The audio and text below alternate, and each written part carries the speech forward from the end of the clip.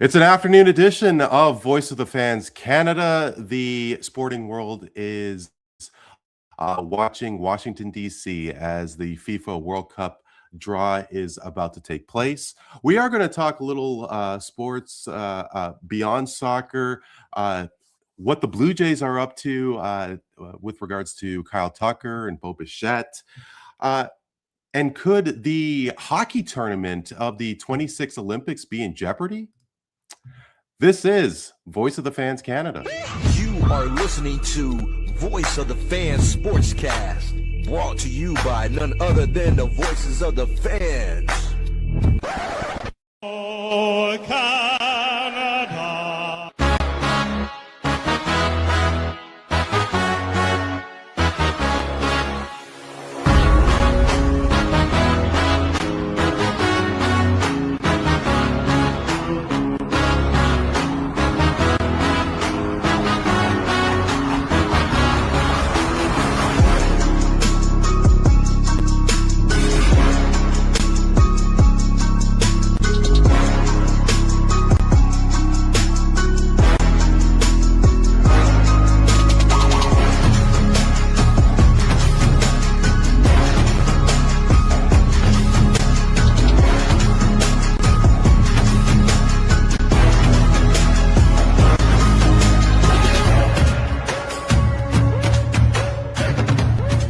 For Friday, the 5th of December, I'm Randy Couray. This is Voice of the Fans Canada.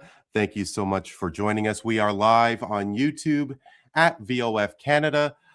Be sure to like and subscribe our respective social media channels, TikTok, Twitter, Instagram at VOF Canada. Afternoon edition of Voice of the Fans Canada with the World Cup draw taking place as we speak. Who better to join than Dan Leggieri? Dano, what's going on? Oh, Dano, you are on mute. Give me a second there. Go ahead. Gotcha. Let's try again. Hello. Those broadcasting school days are really paying off, turning on and off microphones. But really happy to be here on a very momentous day for not only international soccer, but a special moment, especially for us here in Canada. As we get to act as hosts for the first time in a while, and the excitement is really starting to wrap up. And today's draw will, put a little bit more fuel into that fire as well. So happy to be here and happy to have the conversation.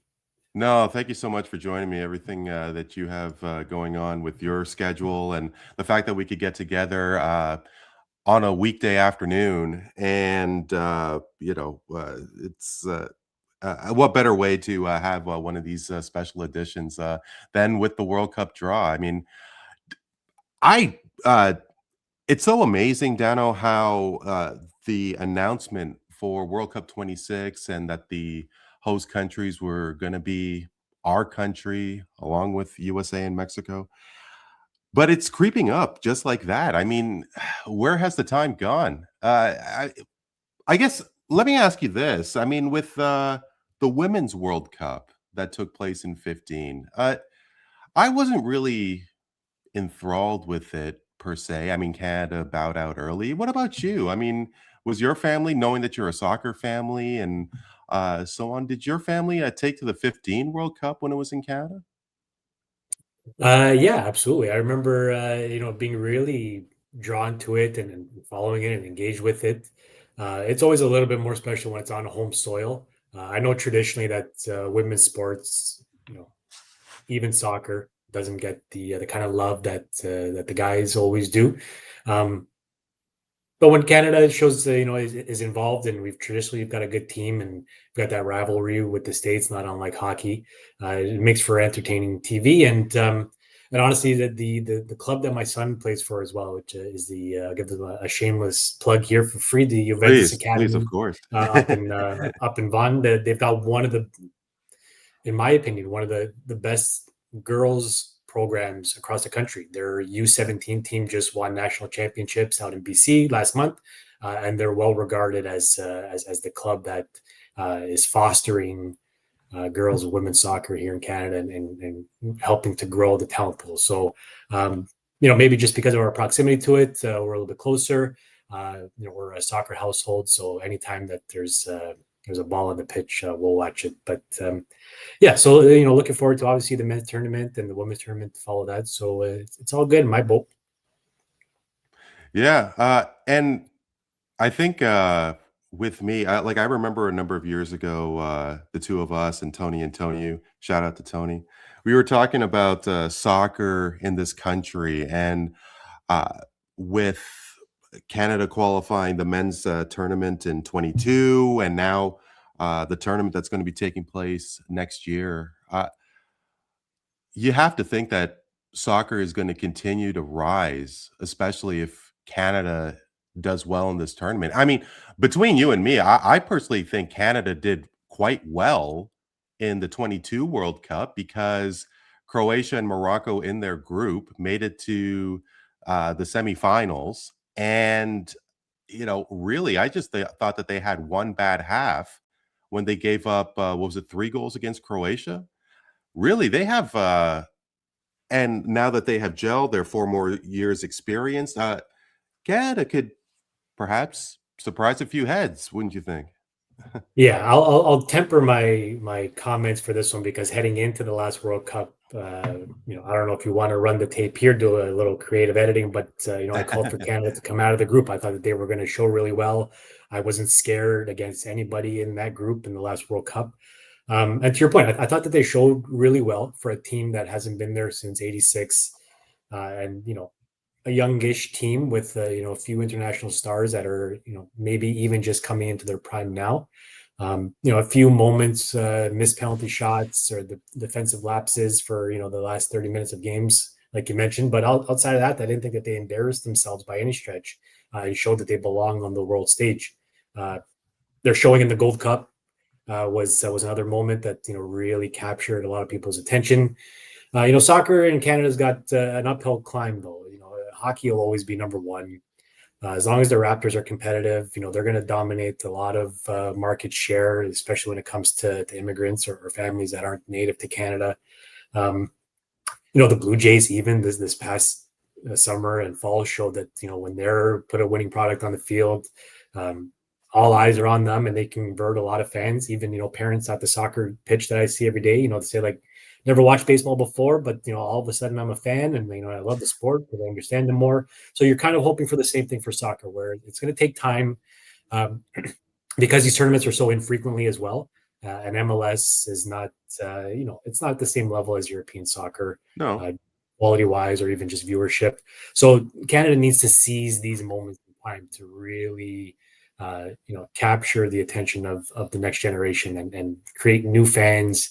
And new players to help strengthen that pipeline of players that hopefully turn into the next generation. And they've got a perfect opportunity now. They've got Davies, they've got Jonathan David, they've got Estacio, they've got some really good established players on the world stage who can come together under a great coach now, it seems, and a good system, playing good soccer. So they've got our attention. I think it's up to them now to really grab it and hold it and sort of convert the undecided or the fence sitters at this point. Is it me, or could hockey be really facing something serious? Because I agree with everything you said about baseball and basketball, but as a parent yourself, you must be concerned about hockey because of injuries, because of the cost and the dedication it takes to take kids to practices. I mean, now having a kid play any sport is a 12-month activity. And with how the US is progressing so well, I'm thinking now, yes, it's been over 30 years since a Canadian team won the Stanley Cup, but I think that the popularity of hockey has seen its peak. And I don't think hockey in 30 years will be as popular in this country. Am I way off? Maybe not way off. Everything is sort of cyclical, and we alluded to the fact that there's competition out there for eyeballs, and people are putting good product on television and online for people to watch. Canada's in a unique position with hockey too. Like this upcoming Olympics will be an interesting test, because if you look at the teams on paper, the U.S. should walk away with it very easily. They should capture the gold. Absolutely. Like Canada they still got the best players in the world individually, in McDavid and McKinnon and Makar. Those are three good players at three key positions, but their goaltending's not good. Their defense is kind of old, and their bottom six is useful players. I'm not saying that anybody's a slouch, but they're in for a fight. It's not as easy, and when I hesitated to say that I don't think that you're way off, is that if Canada on the international stage anyway starts to really struggle, doesn't make it out of qualifying with regularity, or doesn't make it to the finals or even to the semis all the time, people will start to lose interest, and that's just human nature. People want to be fans of winning teams, right?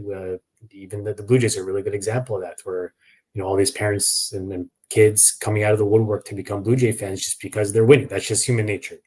So because we've still got the best players, maybe debatable, but arguably the best players in the world, they still are Canadian, so that sense of pride will always be there. The fact that it's a Canadian game will always be there. They'll always have diehards.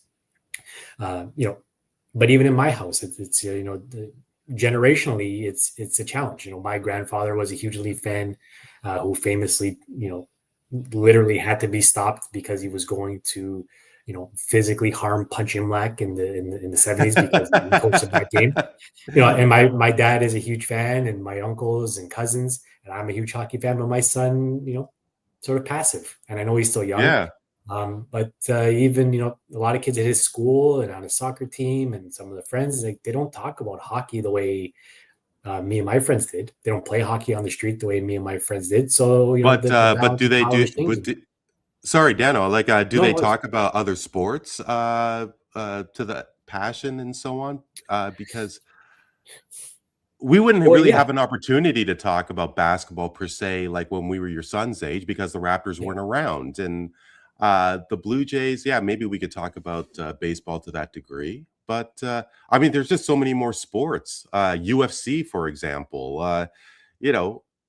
What does your son or your cousin's kids, what do they talk about sports-wise with that kind of passion?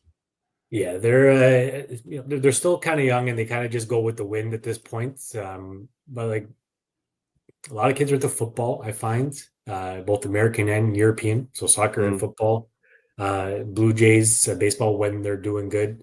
But I honestly, hockey doesn't seem to be top of mind with a lot of kids. There's a few that kind of follow it and know what's going on, and they have favorite players or favorite teams, but not the majority by any stretch. And maybe basketball is even last on that list, maybe just in my circles. I don't know if it's Really? A geographic thing, or if it's just because, we're at the soccer pitch all the time, but I don't hear anybody talking about basketball. So there's, and even with streaming and phones and attention spans the way they are, like you said, UFC, fringe sports becoming more popular, more accessible even. Hockey's going to be in a dogfight for supremacy anyway in this country. It may grow globally if the other teams start to elevate their product as well. But the pie is the same size. There's just more slices to go around. So everybody's got to focus on putting their best foot forward all the time. So we'll see. It'll be interesting to see what happens. Yeah, very well put with the pie. So, hey, as they're doing the whole pomp and circumstance, the draw is happening and the presentation is happening as we speak. Wanted to talk to you a little bit about baseball. You and I haven't really chatted since the Blue Jays World Series run, and really they came in a matter of inches to winning their third World Series. Have you really recovered, Dano? From watching all the from the pregame, just reminding myself what it was like to follow baseball team, your baseball team, through October and early November. It was just such a great time. Truthfully, I was actually interviewed by 3 media outlets because I kept on going to the Skydome store to buy merchandise. And it just came crashing to a halt. Where was the parade? Your experience with the World Series. It was an interesting one this year, wasn't it? Because No. going into the year, nobody expected anything from this team. They weren't supposed to make the playoffs. It was sort of, I wouldn't say a rebuild, but a sort of a reset year. And then they just went on this magical run from the half of the season on. I remember talking to family members around Thanksgiving time, or was it Thanksgiving? No, it doesn't make any sense. It was probably late summer where I was like, I don't know. Oh, it was after the All-Star break. Yeah, okay. And I was like, yeah, they're in first place now, but I don't, I think they'll fall off. I don't see them winning the division. The Yankees are coming on, the Red Sox are coming on, but they really just held on and maintained, and then into the playoffs. The first round comes and goes. Then next thing you know, they're in the ALCS, and you're like, it almost doesn't feel real. It feels like we're just kind of floating on in the clouds here and just waiting for the shoe to drop. And then it's like you said, you get to a point where you're literally within inches, and before the replay was shown when IKF was running home, you thought that he made it. You thought that Ernie Clement won the World Series when he hit that ball to left center. And then and Pages comes in and makes a miraculous catch. Like all these moments where you thought you had it, and then to be let down like that in one of the most remarkable games, to relate it to soccer, which we're talking about mostly here today, where it's not unlike France fans must have felt after the World Cup final last time, where it's like this incredible game of just back and forth and chance after chance, and you can taste it and smell it and start to plan the parade, and then just have it ripped from you in the most heartbreaking way possible.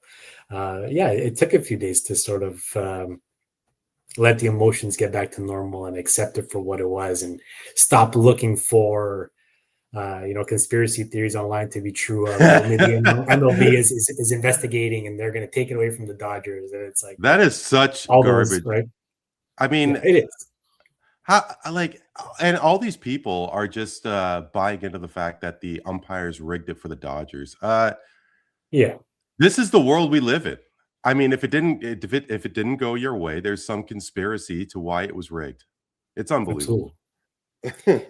Yeah, and the guest of honor at the FIFA job might be the reason for that to be acceptable discourse in today's society, where it's nothing's my fault, everything else is somebody else's fault. That's right. Yeah, no, Trump rigged it for Blue Jays. That's right. But it was it truly was. It sounds cliche, and everybody said it, but it really was just like this incredibly magical ride for this team. A really likable team. A team that was easy to get behind, because outside of Vladdy and Bo, I know they brought in Bieber, and Savage kind of came out of nowhere really to be the stud that he was. But this isn't a team like 93 or 92 where it felt like they sort of bought the World Series like the Dodgers this year, where they're just loaded with Hall of Fame talent.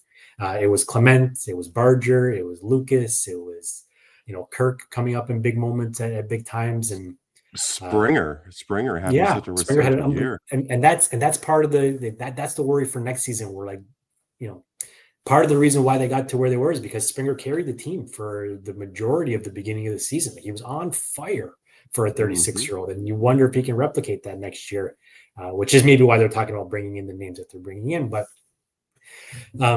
just the lightning in a bottle this year, and you hope that they can duplicate it, or at least be as competitive next year and the years coming. But like in true Toronto sports fashion, no greater way than to lose it the way that they lost, and have it and have the whole world watch you lose in a very spectacular way. Yeah, and I think the beautiful part is that, like the Raptors against Golden State, a lot of the U.S. was cheering for Toronto because they didn't want to see Golden State win in 19. They didn't want to see the Dodgers win this year. And it was clear as day that a lot of the baseball world wanted to see Toronto win, and they were so damn close. Uh, you were go ahead. Yeah, even just it's and I know Toronto is not like, we know them to not be a bottom feeder market. Like they spend just as much as anybody else. I think they're top 5 in the league and have been for a while. But the perception of, especially in baseball circles, Toronto versus LA is very much the biggest versus the small. David versus Goliath, and for the same reasons that you said. People are fed up with the Dodgers. They're unlikable.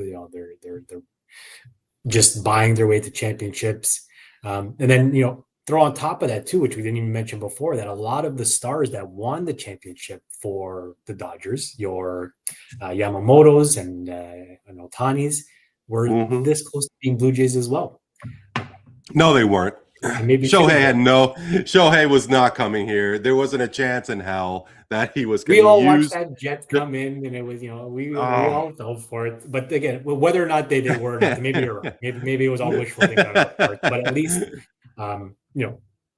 could have been. Maybe not say this close to being, but these are players that the Jays went after because they saw the value, and and that's another layer of just it could have been us this time, or it should have been us. Yeah. And hey,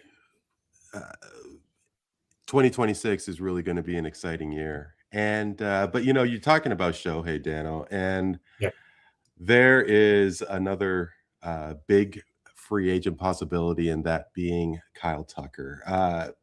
A lot of people closer to the baseball scene than you and me believe that Toronto is the front runner to land Tucker. And just like Shohei Ohtani, Tucker was reported to have visited the spring training facility of the Toronto Blue Jays. And Dano, I just recovered from the whole Shohei fiasco. I really wonder, is the spring training facility that big a deal? Because when a baseball season starts, okay, somebody gets hurt. These are baseball teams. They're billion-dollar franchises. They could buy any medical facility that they can. What do you think that showing Tucker Dunedin is really going to sweeten the deal, or it garners any interest or enhances any interest? Because I'm not really buying it. I still think that Toronto's going to get screwed over. Maybe that's just a cynic in me. Yeah, just very quickly on the first point, I just imagine that it's as simple as showing a team Florida in early December is better than Toronto, just weather-wise. You don't want to sour him on a minus 10 degrees this early in the season. But outside of that, I wonder the same things. That you hope that teams just aren't using Toronto as bait to get what they want elsewhere. And maybe this is a Ross Atkins and Shapiro problem, where maybe they need to keep things a little bit closer to the vest, and and sort of not allow as many leaks or this sort of just banter to go on, because it just doesn't seem to work for them, even if they are eventually going to sign some of these players. Like Dylan Cease came out of nowhere. The Ponce signing from the Korean League MVP kind of came out of nowhere. And those seem to be, the more realistic signings. Nobody's really talking about Bo, so maybe they're working behind the scenes. So who knows? And I don't see Tucker as the same as Ohtani anyway. I don't think he's on the same level. Really good player. But then, like we talked about before, if this is a team that, is built around Vladdy and will be for the next 15 years, will Justin Tucker sort of upset the apple cart in the sense where, he's a big name, he's going to demand a lot of money, he's going to demand a lot of attention. Will he mesh well with this group of sort of lunch pail guys? I don't know. And I think that's a big consideration for this team. Because all we heard about in the playoffs is how well they got along, and that was part of their drive to want to win for one another. Even seeing Bo go up and hug Mattingly at the end of Game 7 as a show of family or whatever you want to call it. that's a big component of playing for this team, the way it's constructed right now. So yeah, so obviously we'll keep a close eye and we'll see. Not saying that Tucker won't be a fit here. He could be. It changes the dynamic of the team pretty significantly. And yeah, and I've heard good things about Dunedin. I've never made it there since they've done the renovations, but it's a world-class facility. It's rivals any team on the planet, and maybe a good opportunity just to give a peek into sort of thing. If we can pull this off in Dunedin with the facilities and the training and the regiment and the food and whatever else goes into making sure that players are felt comfortable, then amplify that by 10 when we get to the big city of Toronto, where we have all of our our real facilities and access to doctors and people and all that stuff. So yeah, maybe just a first conversation in what might be many with this player to determine if it's a good fit on both sides. But Dano, go ahead. yeah, no, because I'm doing a comparison of Tucker versus Bichette. Yeah. And I have to say, offensively, they're kind of similar. I mean, okay, so Tucker has played one more season than Bichette. Yeah. Tucker has, what am I looking at here? 36 more home runs. He has 63 more RBIs. Maybe a few more. Yeah, the stolen bases are pretty significant, but not really. But they're saying that Tucker's. How many more games? Because I think Tucker's been relatively healthy his career. He hasn't missed extended time like Bo has. So you put that into the equation too. There, Bo is probably even. I think Bo's a better hitter generally. Like the guy he may not slug, he may not hit home runs, but the guy hits the ball consistently. Well, that's exactly what I'm saying, because people are saying that Tucker's going to be could get $400 million. Yeah. And nobody is thinking Bichette's going to get that kind of dough. Why not? Why is Kyle Tucker getting that kind of money? I still can't figure out why Juan Soto got the amount of money he got. I mean, isn't this go ahead. You know what it is? It's and Bo was really close to replicating the same thing. It's big moments on the biggest stage. Tucker and Soto both have World Series, and they had dominant playoffs when they won. Bo obviously was hurt that came back for the World Series, but if they won on his Game 7 home run, that earns him at least another $50 million, if not more. Sure. Yep. Right. No, I agree. But and now his knee is coming into question. It's positioning too. It's it's just that Tucker's played in bigger markets, if you will. He's Houston when they were really good, and Chicago where all the spotlights on him. So his brand is bigger and better than Bichette's. So yeah, and outfielders always command a little bit more money, just because they hit more home runs, I guess, and that's what people want. They want dingers. But I don't know. Honestly, between the two of them, if I had to choose one, I think I choose Bichette. And I think I mentioned this in the podcast before, where to me, he's like the Marner of the Blue Jays, where he's sort of this, he just quietly goes about his business, puts up really good numbers, is effective on all aspects of the game. May not be the best, may have really deep flaws as well.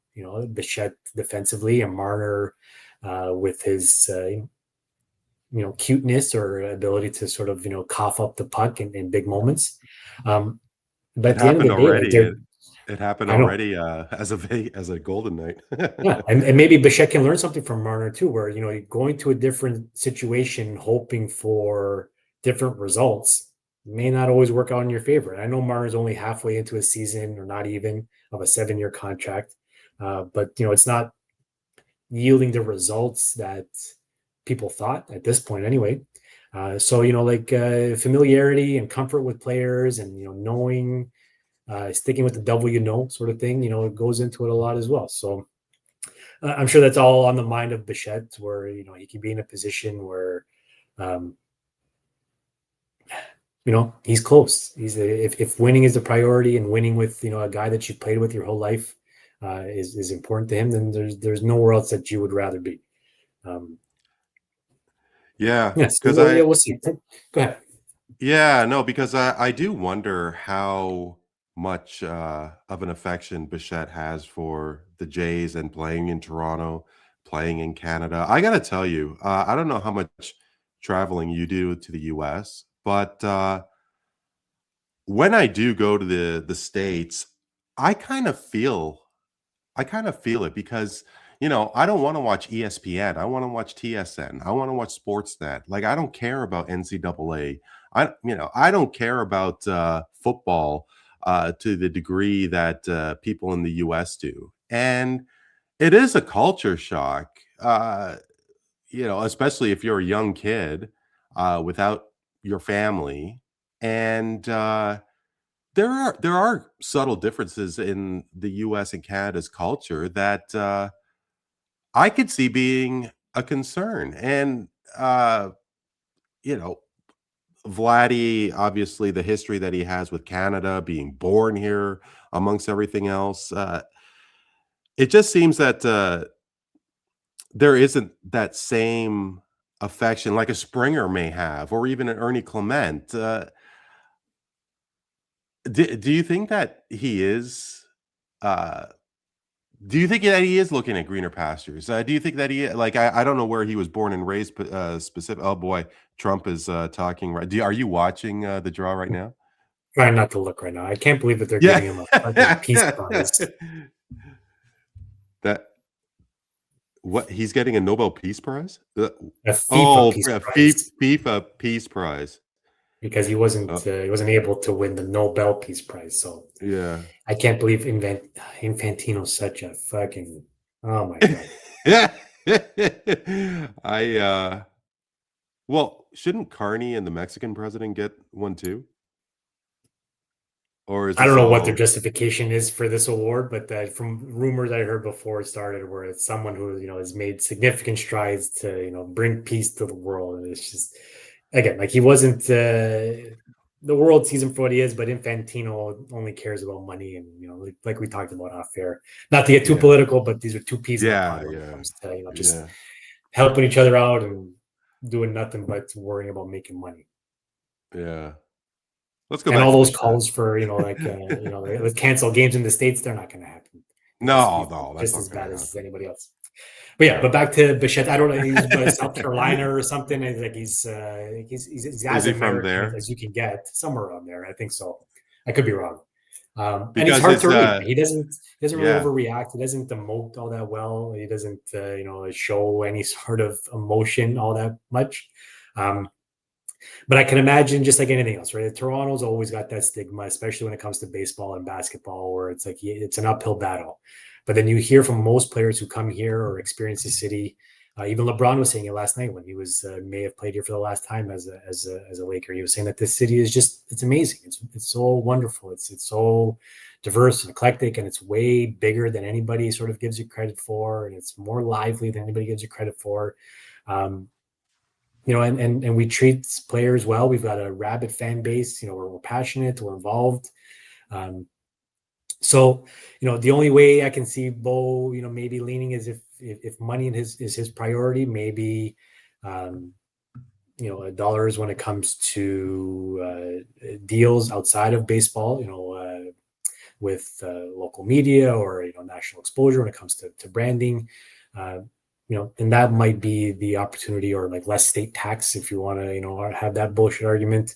He can go somewhere else and get a little bit more money. But if his You priority, you then don't think I you would. don't think that's an issue though, Dano? You don't think, the state tax thing is a thing? Because, yeah, yeah, sure, it took Florida and Tampa well, Tampa not so much, but it took the Panthers a really long time to, get, uh something cooking there. And I'm guessing that it's gonna continue that way. Like, I mean, Nevada doesn't have state tax. Texas doesn't have state tax. Tennessee, I don't think has state tax.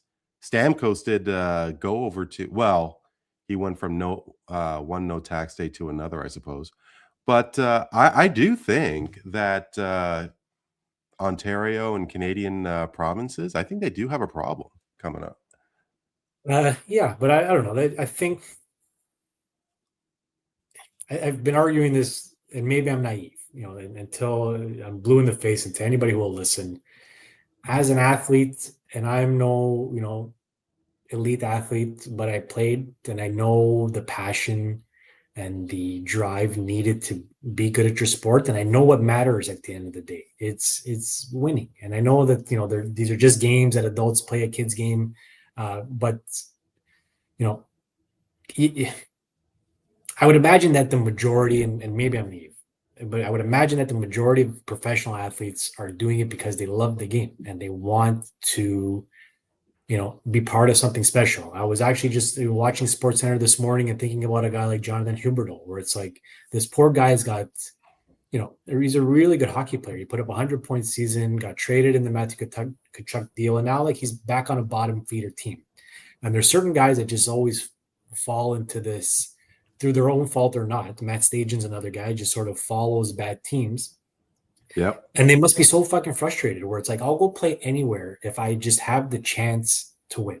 And you see that a lot when, as players start to age out. Ray Bourque wanted a cup, or, Marian Hossa chased a cup, literally went to 3 different teams in 3 different years to win his cup, where, your legacy becomes more important than, paying 35-40% state tax because, God forbid you help out your community with your millions of dollars. But that's a different NDP argument for a different day. I think it's a problem for sure. I don't know if this is as big a problem as some of the chatter has made it seem in recent times, just because, it's not just all these states that are winning all the time. Like, it's just That's not true. the case. Even in the MLS, right? It's Vancouver versus Miami. It's Messi versus Mueller, right? It's players will win out 9 times out of 10. So, and California's got one of the biggest tax states in the country, and they seem to find talent, and they defer, and they find ways to make the accounting creative. And this isn't my argument. It's been said to death, and I've heard on TSN and everywhere else, where winning attracts good players more than anything else. So selfish players might chase a little bit of extra coin in their pocket, but the majority of players will just chase a chance to win, be part of something special. It's true. Yeah. I do want to talk about the Olympics for a second, but very quickly. Yeah. I can imagine that you catch the odd TFC game, and Vancouver is in MLS Cup, the final against Miami. You interested at all? Because I am. I really want to see Vancouver. Vancouver has done nothing while being in MLS, and I don't even think they made it to the second round ever. And here they are. And Thomas Muller has just embraced Vancouver as if it was Bayern. Are you going to try and catch it at all? Do you have an interest in Vancouver, let alone Messi being in the Cup final? Yeah, of course. But I think Miami is the Dodgers, is the Miami Heat of Absolutely. the late 2000s of the MLS this year. Where I don't think anybody outside of Miami. I shouldn't say that, because a lot of the kids still love, like, Messi's still their guy, but like they're a team that they're hard to root for. Like, Suarez is an unlikable guy.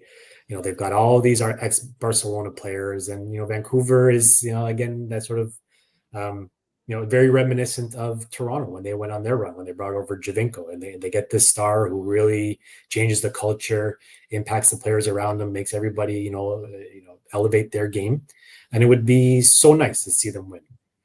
So I have an interest for sure. I don't know that it's going to be must view TV, but I'll try to catch as much as I can and be rooting for Vancouver from afar for sure. Yeah. So the coach of Argentina just presented the World Cup trophy to the stage here. He's having a chat with Heidi Klum, the lucky bastard. And I think we're going to get to the draw in a couple of moments. Dano, I did want to talk about hockey and the Olympic rink in Milan is not meeting spec. Apparently, the rink itself is 3 feet too short, and it's still uh, uh, there's a lot of problems with the facility. Do you think that the men's and women's tournaments, let alone every other event that could take place there, could be in jeopardy? Because you have to think that the NHL is reluctant to take to pull players from their NHL season to play in these Olympics, and now there's a possible more chance of injury. Uh, I have a feeling that the NHL may put up a lot of roadblocks if that facility is not up to par. Yeah, it's again, I would love to see it happen because you'd hope that we live in a world where people got standards and are looking out for their people. Um, and they've been talking about this rink for years, like for like 4 years. I feel like they've been talking about the facilities in Milan might not be ready in time. And if they are, it's like you said, it'll be 3 or 4 feet, smaller than it should be. The ice quality is probably not going to be good, But I would imagine if I was a betting man that the tournaments will go on, and they'll do nothing but complain about the ice and the surface for the 2 weeks that they're there. I know that Bill Daly said that if they're not ready, we won't go. But what else is he supposed to say at this point? Yeah, that's true. He's just trying to save some face and show that he's siding with his players, which is probably what the players union is crying for as well. But I honestly I can't imagine that it'll go off any differently than already planned outside of people complaining, because I think it's only one rink, isn't it, for the entirety of the tournament, or maybe a few No, that rinks does. within the facility. Yeah, well, with multiple sheets within the Maybe. like I'm not multiple. even certain, to be honest, Yeah, no, but I don't think it's I more don't than know. one building. Well, maybe you might have an idea, like Cortina. Like, how far is that from, say, Venice or Rome, or enter big Italian city here? Like, I'm assuming it. Well, Milan. It's obviously a major city in that country. Like, have you ever been there by chance? No, Just throwing a dart at. no, I've never Okay. been. We actually have an opportunity to go to Torino this summer Oh, for a you're soccer tournament, kidding. for a 9-year-old soccer tournament, which is ridiculous in itself. But I've never been to the north of Italy. I've never been anywhere north of Rome. But from what I understand, the facility, it's kind of like having it in Mississauga in relation to Toronto, maybe like a 45 Okay. minutes to an hour drive outside, sort of in the suburbs. But yeah, I can honestly, they'll get it done. They'll figure out a way. Maybe the NHL might, help, or the IAAHF might help, get this across the finish line with manpower or funds or whatever they need. But honestly, I would love to see them, like I said, have standards and say, if it's not ready, we're not coming. But that's not going to happen, in my opinion, anyway. Yeah, I think it's just more and more reason to enhance the World Cup of hockey. Have it during the summer. You and I remember when we were kids, Lemieux's goal in Cops Coliseum against the Yeah. Soviets, and when Eric Lindros made his debut for Canada in that '91 Canada Cup. Like, uh, it just seems like such a nightmare to stop your season. And it looks like, would baseball be doing it? No, I guess baseball wouldn't be doing it because uh, the Brisbane Olympics in 2030 potentially could be outside of baseball season because their summer is during our winter. Yeah, we've So got the 28th is in LA. So they yeah, may, I don't know if they're going to do the there's no Summer I Olympics. Yeah, don't I'm not think the sure. baseball tournaments. I don't think MLB players are going to be at those Olympics. I think it would be for 2030. I think. Yeah, Huh. I'm not certain. But yeah, Okay. so I don't know. So we'll see. But it's a shame that. But I feel like we have these conversations leading into any Olympics. I remember when it was in maybe not so much Russia, but when it was in Japan for sure, there was questions around the facilities and whether or not they're going to be able to pull it off. So like it's always a crunch to the very last moment to make sure that everything's all said and done. And I'm sure it'll be fine at the end of the day. And they'll have to live with 3.5 feet less. Is it length or width? Did you know? I think it's I think length. it's length. I think it's length, but So you really won't even notice it. perhaps people were saying that the during the Four Nations that the players are so big and they're so much faster that the NHL size rink was too small Yeah. for these guys to maneuver, and maybe there's some truth to that. But I, it would be really exciting to see. And I mean, beyond that, you have the World Baseball Classic happening, and Yeah. this is just it's too bad that these international bodies can't spread the wealth. I mean, between the Olympics, World Baseball Classic, the World Cup, uh, my God, it's absolutely crazy. Yeah, Um, it's a lot. It makes you wonder, going back to eyeballs, there's only so many, dollars to go around, only so many viewers to go around. So, everybody's just grab it as much as they can, yeah, trying to capture everybody's attention. But then again, like, we're also, our attention spans are much shorter. We just want endless entertainment, and so it seems to be working so far. Hockey seems to be yeah, the only one that has a problem getting their own tournament off the ground. yeah. I really Others wonder why can. that is. Yeah, why is that? Why is that? I mean,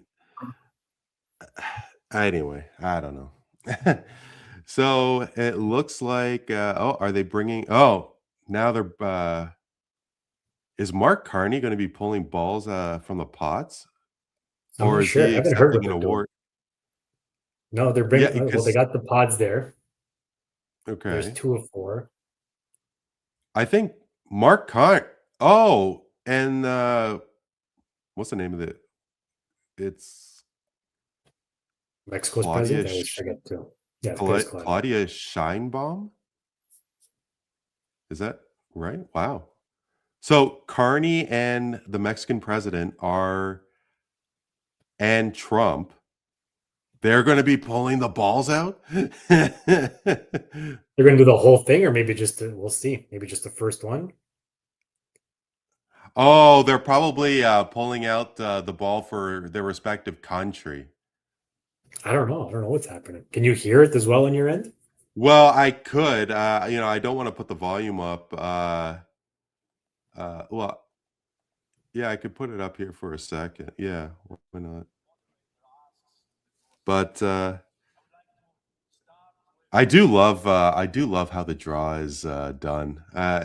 Just like how organized and how upscale it is, and oh, we got Carney saying, But this is the thing with the speaking. World Cup, where it's like it's they do it right, where they play it up. It's this it's national pride against national pride, and getting the leaders involved. Even it's such an there's no bigger international event than the World Cup. Say what you will about the Olympics, um, but the World Cup final is, I think, among the most watched events every 4 years, pretty consistently, for this reason, is because they play it up and they do it right. If nothing else, the theater of it all is spot on. Yeah, absolutely. I think that the NHL and the NBA could do something with their draft. And I know the draft happens every year, and sometimes some talent pools are bigger than others. But if they actually did the draft and like the order in person, maybe have the GMs of each team pull out the ping pong balls and not do it behind closed doors. I mean, it would eliminate possibility of corruption. Number one, and I think it'd be great theater too, just like the draw for the World Cup groups. Really cool stuff. Yeah. A part of me is wondering, if because it seems strange now to have heads of state pulling ping pong balls out of a drum. So I bet you it was all and I promise we're going to try not to. I'm going to try. Yeah, go for it. I have all the faith in the world. Hour.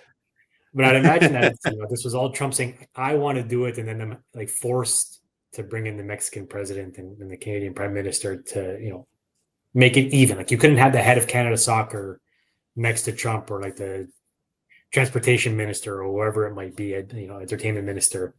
So like this guy wanted to be front and center on the world stage, and they had to make it equal playing field across all three. Yeah, maybe. I wonder what if the leader of Japan and South Korea, if they did the same thing in 2002. I don't recall it, to be honest. I haven't paid this close attention to a World Cup draw, and maybe just because it's at home, we're more invested. We want to see who's playing in our city. We want to see who's playing our team. But I don't remember watching a draw this closely before. So I don't. Well, I don't even know if they had it on television, like 2002. Like I'm trying to remember the first time I saw a draw. It's probably always available. Yeah, go ahead. Yeah, no, for me, I really started getting interested in soccer when TFC came to town, and obviously there was an increase for me. World Cup '94, and because it was in the U.S. But I mean, you grew up with it your entire life, and because of Toronto FC and BMO Field and Canadian qualifiers being at BMO, and there was actually a legit soccer facility where we are able to see the greatest stars. Like I saw David Beckham live twice, and now what do we have here? Now we got balls. But I mean, soccer has just exploded to what it is now. I mean, UEFA, obviously you being Italian is one thing, but I am very interested in Euro, and now we're just getting more enamored with everything to do with soccer. Yeah, which from my perspective is really great to see. So here's the first name coming in. I love that more and more people are watching it. There's Canada there. Pot Group D.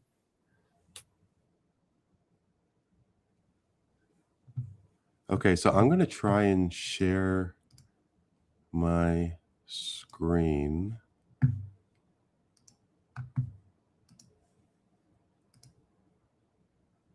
Okay.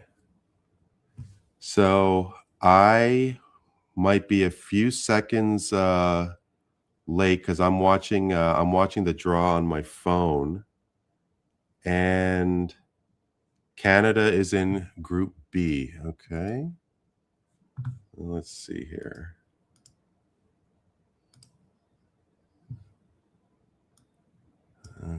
Okay.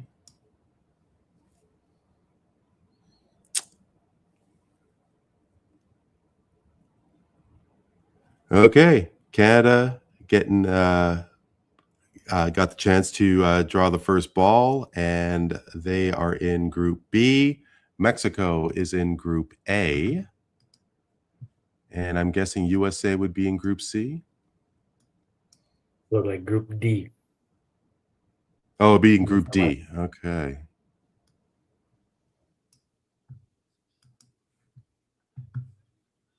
Yeah, so I'd imagine this is more of a ceremony than anything else. Obviously, I don't know why they had multiple balls if all these leaders were just going to pull their own country's name anyway. And now they'll usher them off stage, and they'll do this the right way. Yeah.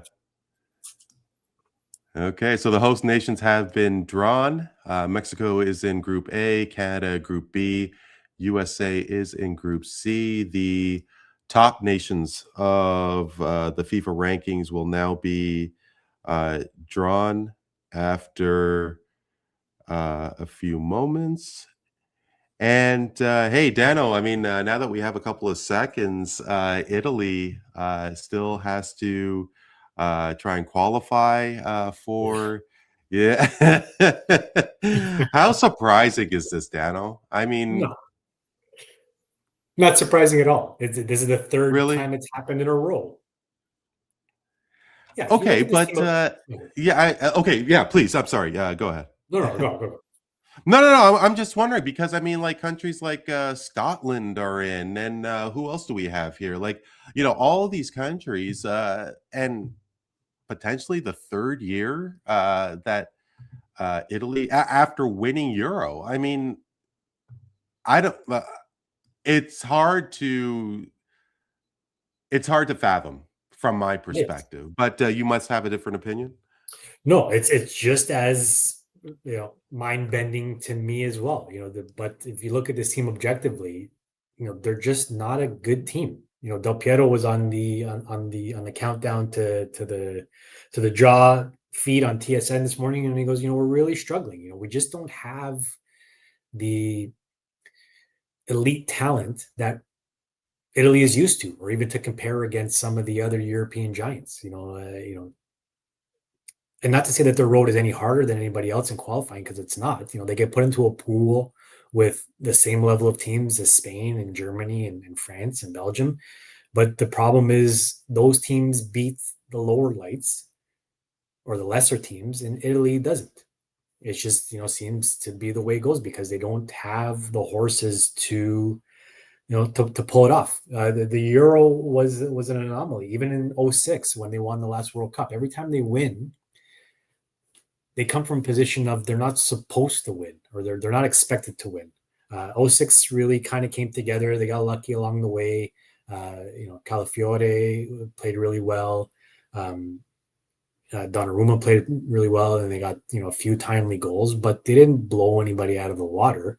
They just played a sound, systematic game, and they're kind of getting back to that now. Truthfully, under Gattuso, where their last few games against Moldova and Estonia, like they're supposed to beat these teams 6-7-0, and go into half tied or even down by one. It's like it just shows the level of quality within the group.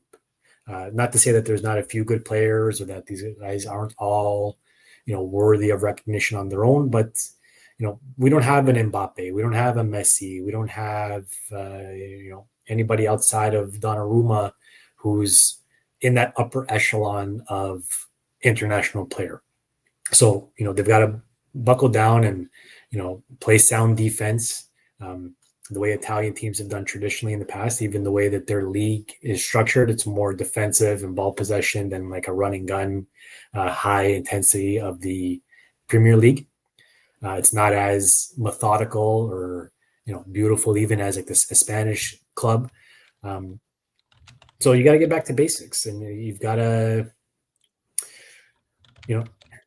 you've got to be prepared to beat the teams that you're supposed to beat. So now you're back in a position where, again, you should beat Wales, you should beat Northern Ireland, you should beat Herzegovina, and then forgive my pronunciation of that country's name, but there's no reason why they shouldn't qualify from here on in. But in typical Italian fashion, and maybe it's because I'm a fan of them, and they act the same way as the Leafs or the Jays or anybody else who in big moments they just kind of fold.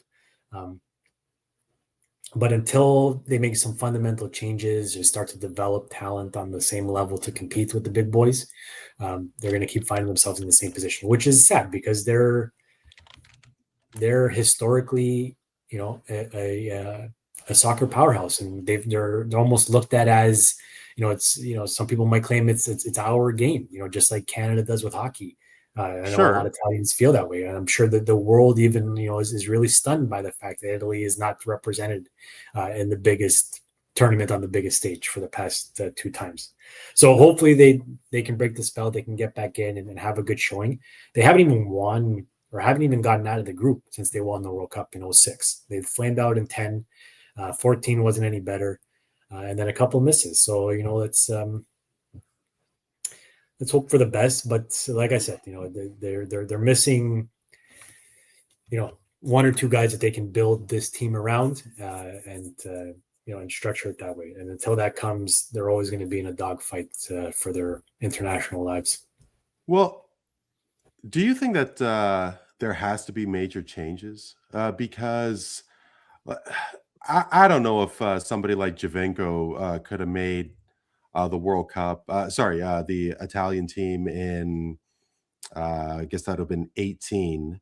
but he did play for the national team, and there was a belief that if he remained in Serie A, uh, that he would have more of an opportunity for the Italian team, as opposed to being a starter and a star and an MVP on MLS. Like, is there, in your opinion, a real desire to have players come from Serie A to represent Italy on a national stage? And if that is the case, that you must think that has to change. Yeah, well, there was a hard and fast rule where I think leading up to and including the '06 World Cup that if you didn't play in Italy, you weren't allowed to play for the national team. After Juventus went through one of their more recent betting scandals where they got relegated to City B, and they lost a bunch of players. Like after the '06 World Cup, Cannavaro left for Real Madrid, and a bunch of other players left. Zambrotta left. So, they were forced to make a decision then to say, okay, fine. If you're not in Serie A and you're exceptional talent, you can come back and play. From what I understand and talking to some people about Giovinco specifically, is that he was hoping for the same thing, where he was really struggling to get playing time at Juventus when he thought it was deserved. Again, he wasn't given a really fair shake at the international level to make his mark on the team. So he figured, I'm going to come be the big fish in a small pond and prove that, they can't ignore me. And it worked for a little bit. He got a few call-ups. I don't know that he was eventually on any of the Euro teams, but he was definitely part of the qualifying process. So he was back on their radar. But for some reason, I don't know if it's his size or if it's just his ununiqueness in a way, and I say that lovingly because I think he's a great player, but maybe he just didn't bring anything that other players didn't, and then maybe they had size, or they played in Italy, or they had the right trainers, or whatever the case is. I don't know. So I think they're softening their stance on their old ways a little bit to understand that in order to compete, we've got to not be so narrow-minded in where our players play during the regular season. But to me, it goes beyond that. It goes grassroots. It's, it can't just be about, money or status. Like you got to, really put in the efforts and the funds and the training to develop talent from within, and that starts at my son's age, at 9 and 10 years old. Or if you're not grooming these kids to play the game the proper way and invest in their strength training and their nutrition and their soccer IQ and all these things that go into making elite talent, by the time they're 13, 14, 15, you're behind the eight ball, because Spain's doing it in Benfica, and Spain's doing it at Real, and Germany's doing it with the Bayern Academy. And France is doing it in PSG system. And the same argument's been made for Canada soccer too, Randy. I'm sure you hear all the time, where we can't just rely on European countries training our players. So like if you start young and you invest money into Canada soccer and Ontario soccer, and the amount of players playing today is, like you mentioned, far greater than it was in the 80s and 90s. And so that's a good thing. The larger the pool is to choose from, and the more touches on balls and the more time players have on the pitch, the better players they'll be when they get to the age where we need them to represent the country internationally. And again, I don't know. I don't have any insight to what Italy's done or not done, or if their focus has changed, or whatever the case may be. But that would be my starting point, where I would bring someone in to head the Italian Soccer Federation and look at the pipeline of how we start to develop talent at a young age and get them, to play the Italian game at a very high level when it matters.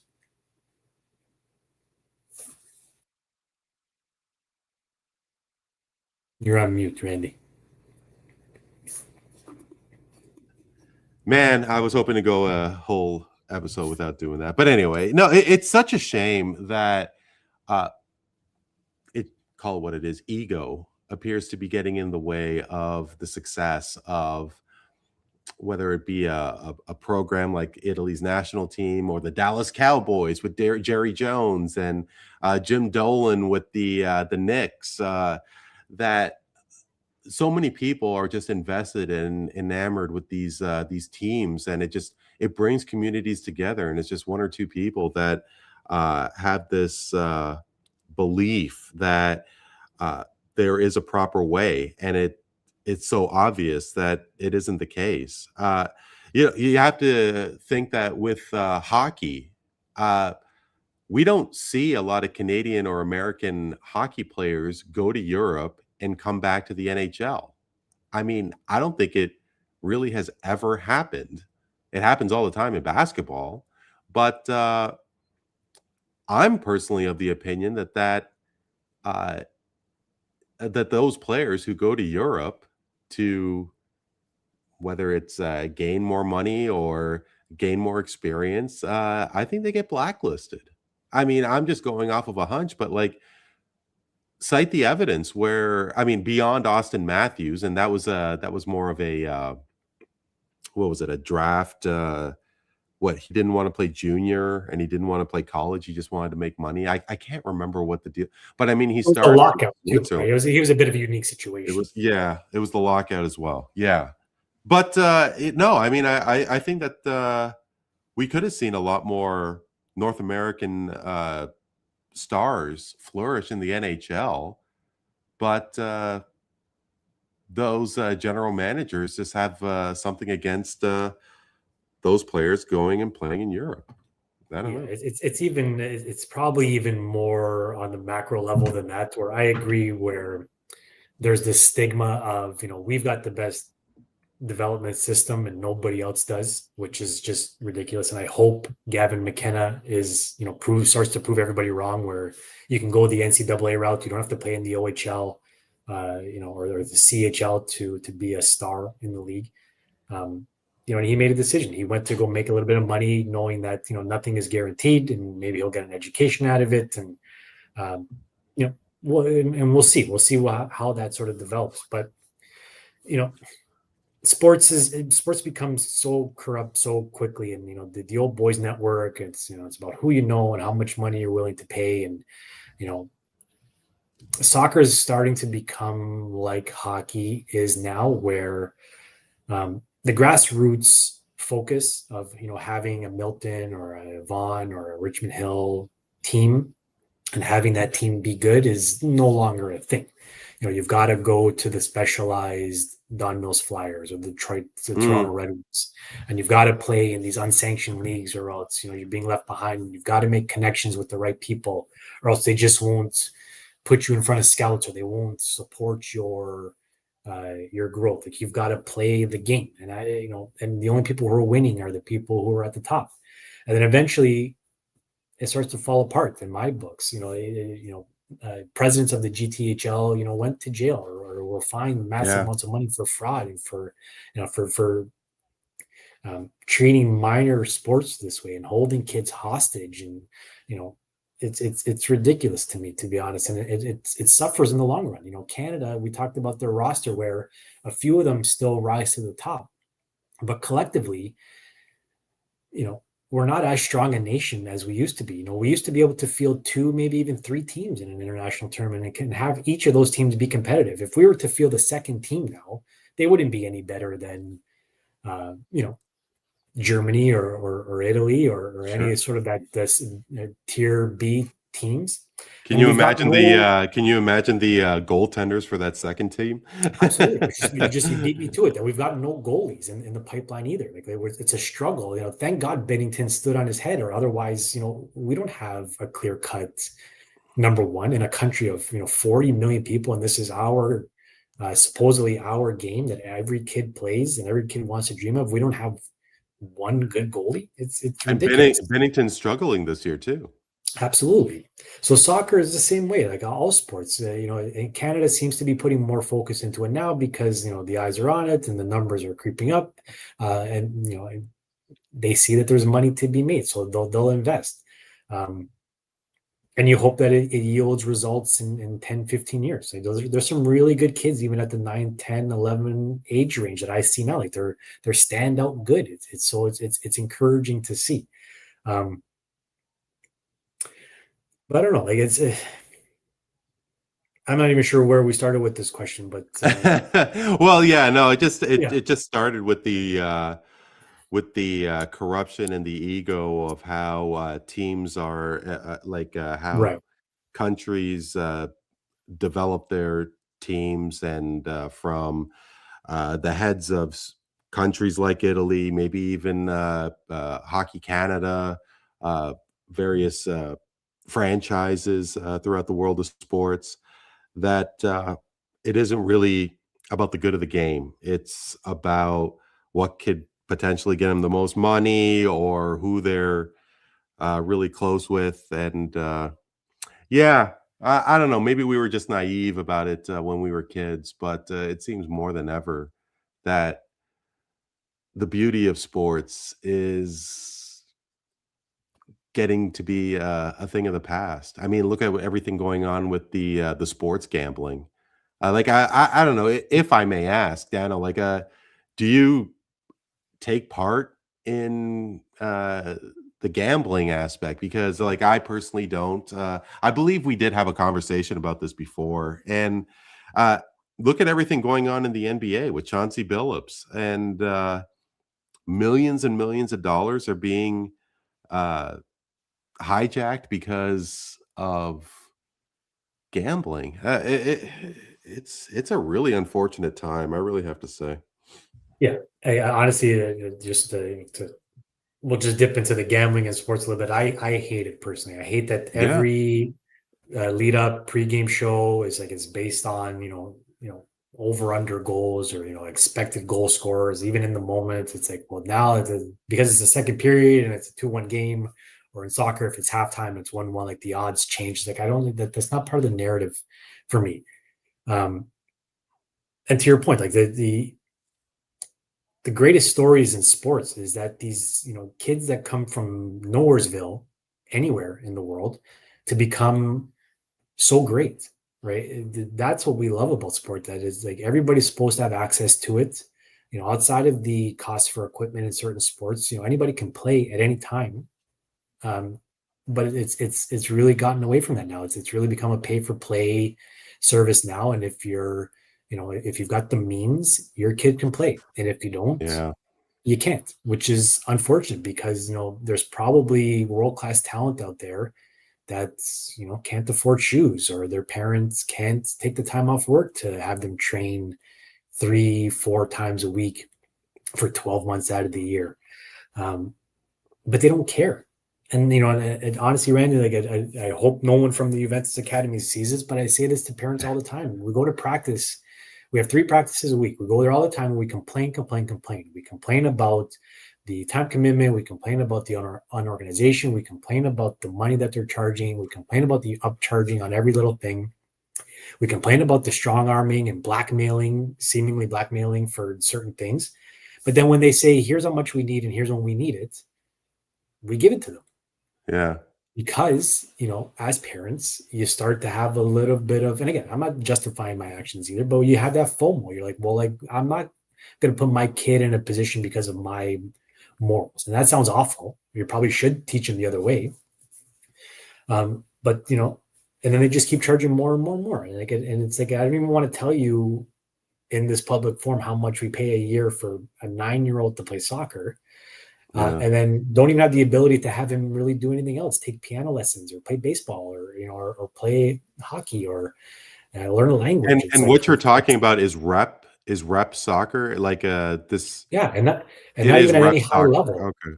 Like we've No, heard the so horror stories about AAA hockey, all our life, and the tens of thousands of dollars it costs to play that sport when you get to 13, 14, right before you sort of make that leap into an OHL or somewhere else that is a gateway to becoming a professional.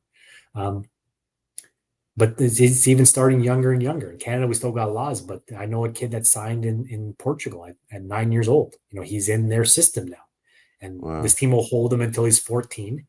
And if he's good enough, they'll keep him. And then if he's not good enough at 14, they'll cut him loose. And then what do you do? Right. So it's a constant struggle in my mind anyway, of, making sure that the purity of sport is still there, but you're still raising good people who, understand that the vast majority of people who play the sport as kids do not do anything with it on any sort of career level. And you have to play for the love of it more than anything else, or else, it's not going to work out. And then you can take that idea and extrapolate it into the business of it, FIFA or the IAAHF or any sort of national or international body that governs these sports. And if they're not looking at it the same way, like you said, for the love of sport, just for the emotion or the camaraderie or whatever the hell it instills in all of us, it all falls apart in the end. If you chase dollars and try to maximize profits, it's not how it works. And it just, it may take a generation or two, but you'll dilute and you'll ruin the product over time, without fail. I remember my parents signed me up for T-ball, and it cost $50. Right. As it And should. yeah, and wow. I mean, I know inflation is a real thing, but to this degree, I cannot imagine. And it really is a shame that beyond putting your kids into activities like babysitting services, and because my sister, she has one son and two stepsons, and the amount of traveling that she has to do within the city to take, because he plays all these sports, how they do it, I can afford it because it costs so much money.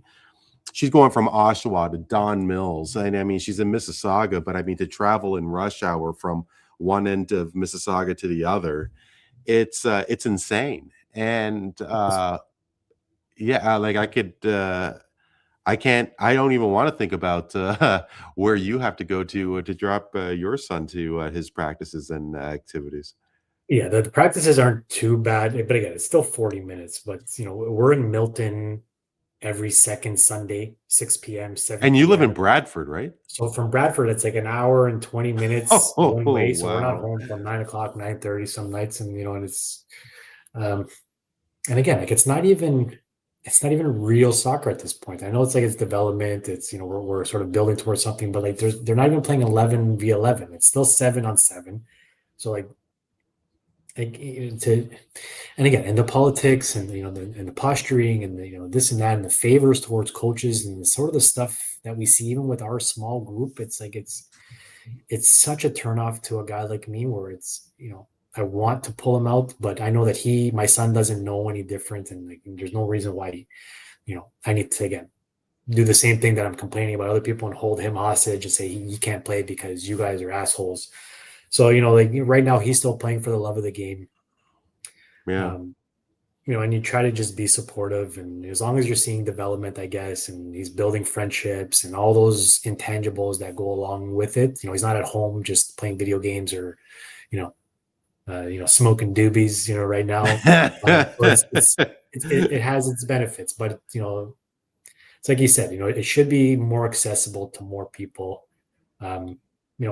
I'd be in favor of seeing, governments make laws to have more of a say in what these teams are allowed and not allowed to do, because it's the Wild West right now.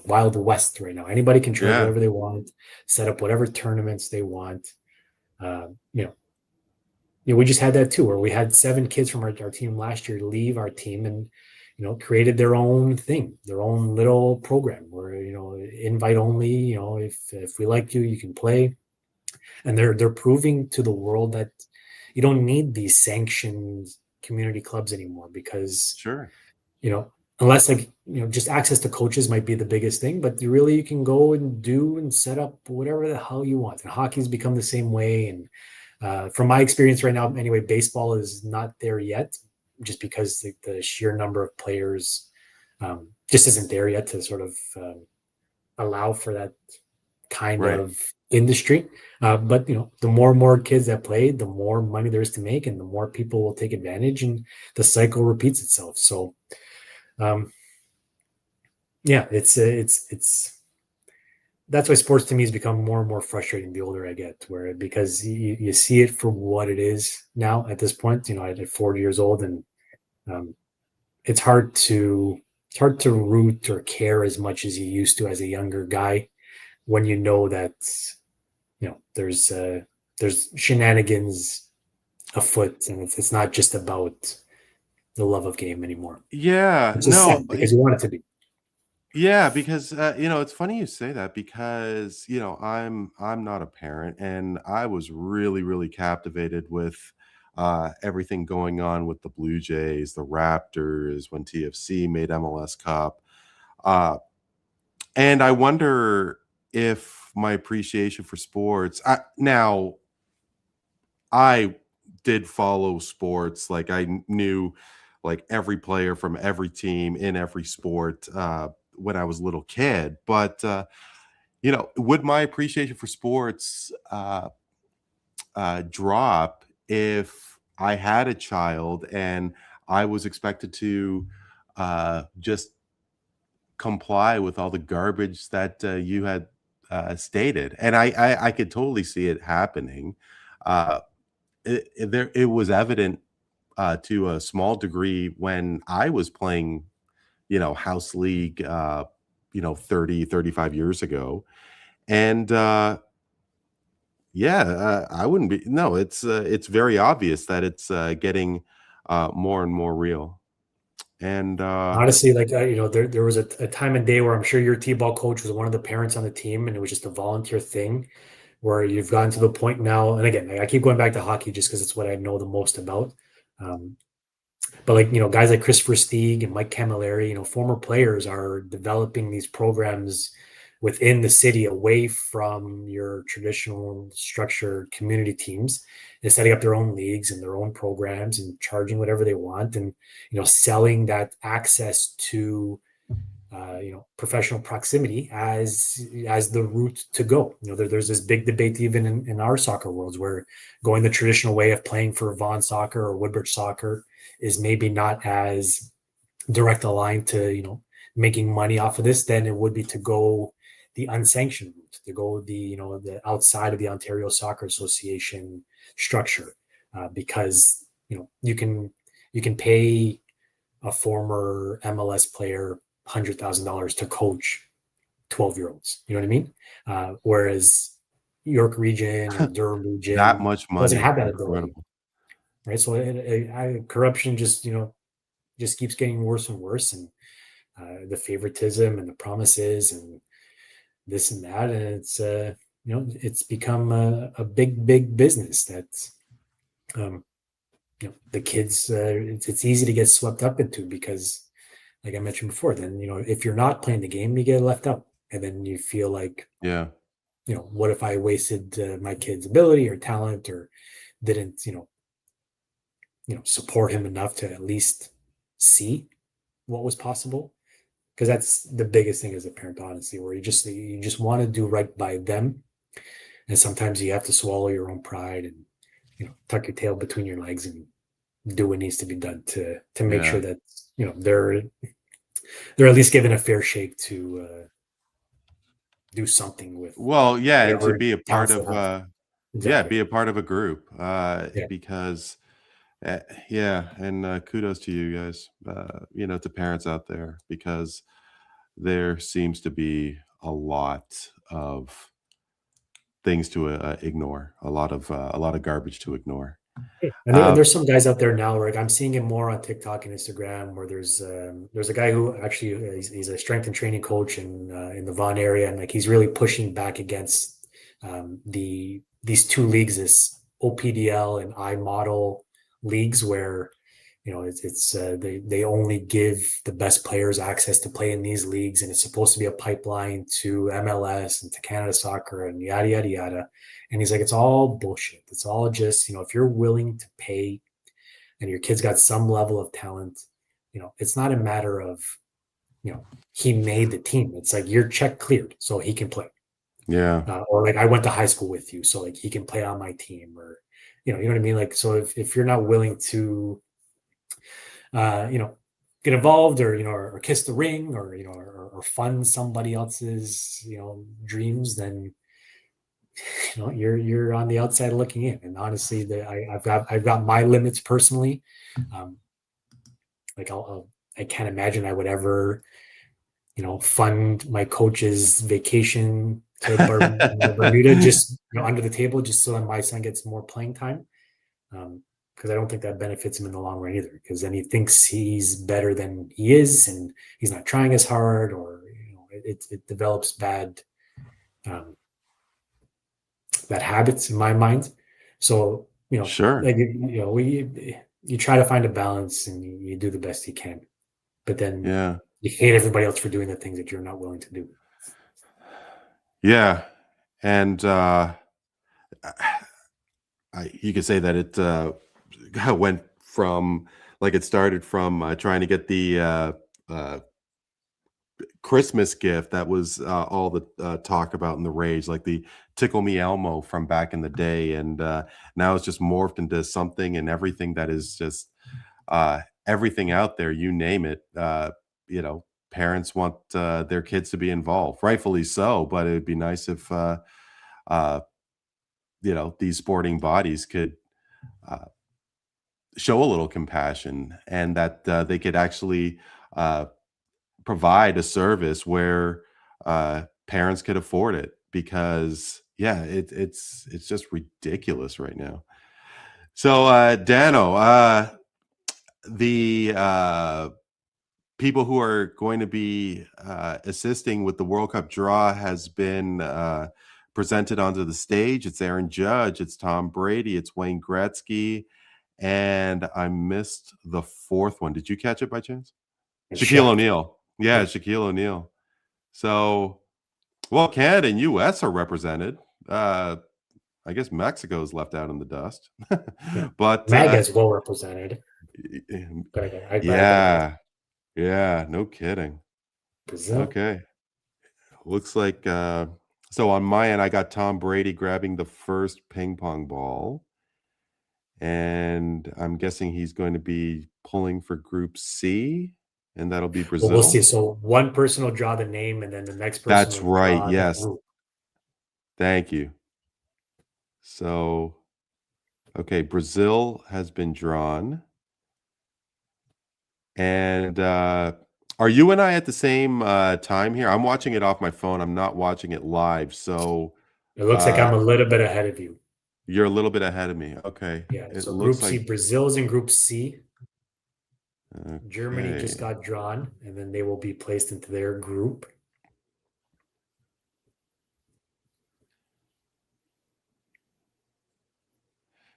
Group E for Germany. Yeah, okay. So and I'm guessing that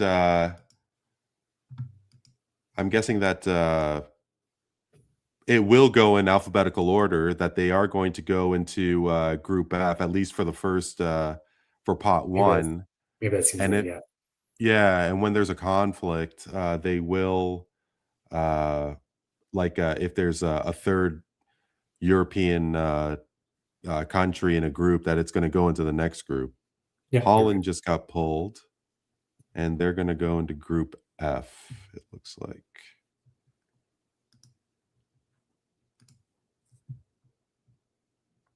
Exciting stuff. Right on. What do you think about? Sorry, please. I was just gonna ask you, what do you think about all this chatter about who to avoid and who would you prefer to play and all that stuff? I think that's a death sentence in sports. The second you start to pick your opponent, it never works out well. Oh, whatever do you mean? Like we want Florida? Right, exactly. Yeah. Yeah. No, I there was a group of, who was that? It was Canada's best chance was with New Zealand, Austria, and I think it was Panama.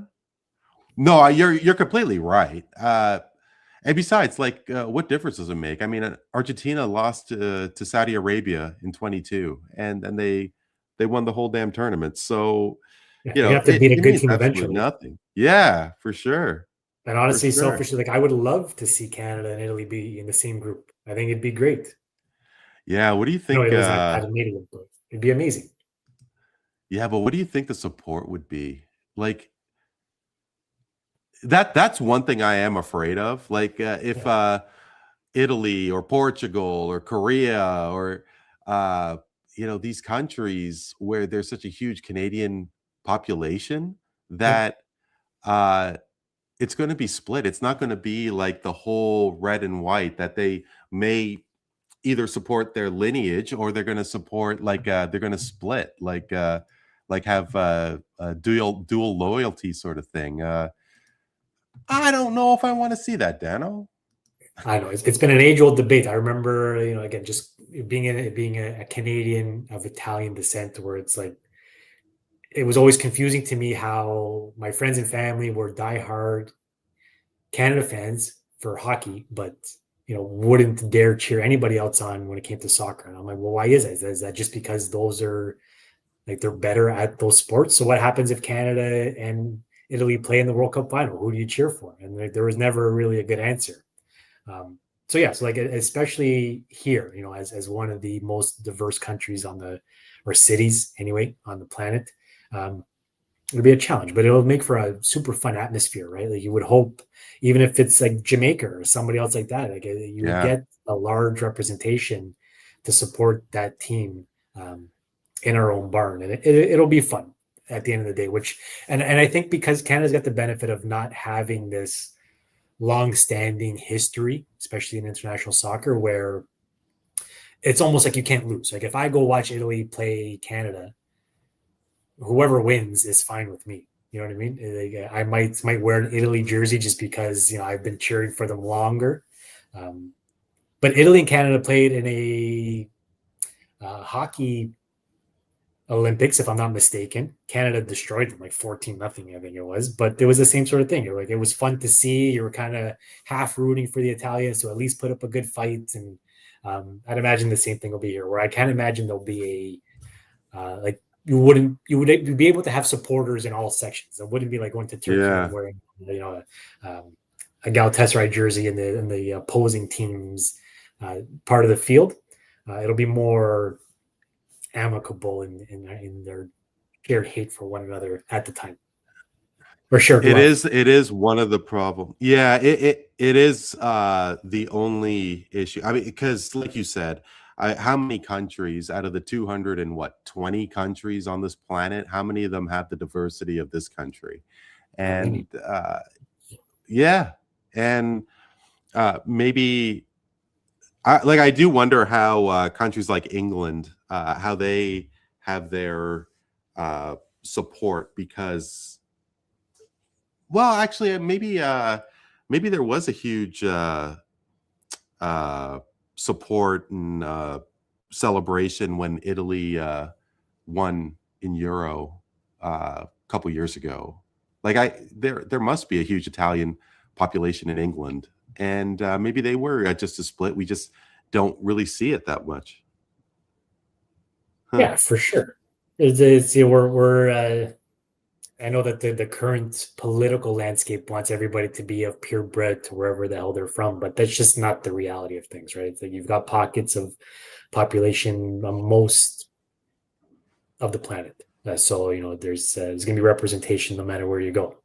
But yeah, but going back to Toronto specifically, even Vancouver, like I think we're in a unique position where, um, we're going to have a lot of fun. It's going to be a really energetic summer in the city of here in Toronto and Vancouver, just because you've got so much rooting interest from so many different places on the globe, and and whoever gets lucky enough to have one of their games here, again, selfishly, I would love it to be Italy, but whoever is represented, I'm sure they'll have a good showing in our stadiums, which is fine by me. Do you have any plans? Not so much for going to a game. I'm not even going to try and get tickets.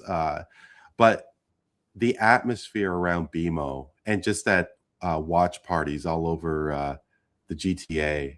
Like I'm guessing that your family, uh, are going to have watch parties at your place, your relative's place, and so on. But what about going into the city and just soak it all in? Because that's something I'm really looking forward to. A younger me, maybe. Not going to do it, huh? Older, I did.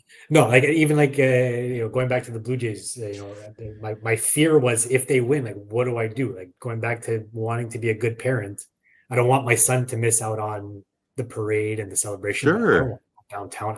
I don't want to be in a crowd of 2 million people. I don't want to have to be stranded there and leave my car in North York and walk all the way up Yonge Street just to be a part of it. Go So no, Train's a I kind of wonderful meant, thing. Go I Train's a guess. wonderful thing. I guess. So yeah, so I don't know. Like, and again, we're in a sort of unique situation where we're playing minor soccer, so maybe there'll be an opportunity for our team to be more involved in whatever capacity. I think our club has put together a petition or at least a request to maybe be mascots at a game or something like that. So Oh, we'll see. wow. It would be super cool if we can be involved in any way possible. And if nothing else, maybe we'll just get the team together or the family together to watch the games and enjoy them that way. Yeah. So Shaquille O'Neal is drawing from pot 2, and he has pulled South Korea, Korea Republic, and they are going to go into pot 1 and join Mexico. So Dano, if I'm not mistaken, Korea Korea Republic and Mexico will be the first match of World Cup 26. I believe that's how it works. Yeah. Yeah. Pretty cool stuff. There you go. Canada, Switzerland. Canada, Switzerland. Okay. Now, who was the one guy? Not Kadiri? Shaqiri? Shaqiri. Yeah. No, he's probably not in the No, I don't even think he wasn't in. Switzerland knocked out Italy in the last Euro, and he wasn't. I think he was still on the team, but a bench player. So I can't imagine that he would be on the team anymore. But Switzerland's still a strong team. They always make a good showing, and won't be a pushover anyway for Canada. So a good litmus test right there in your first game. Yeah. Now, I'm seeing that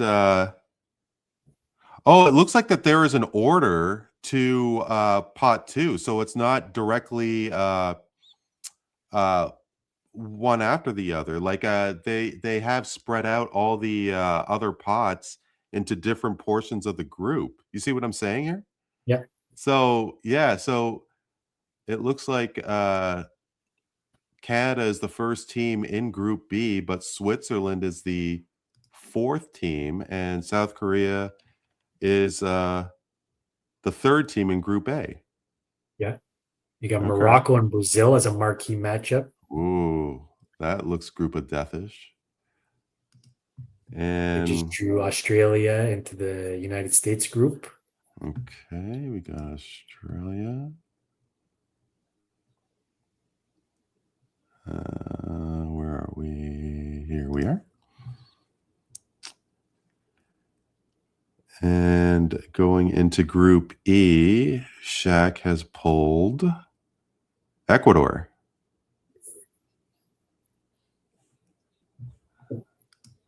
Okay.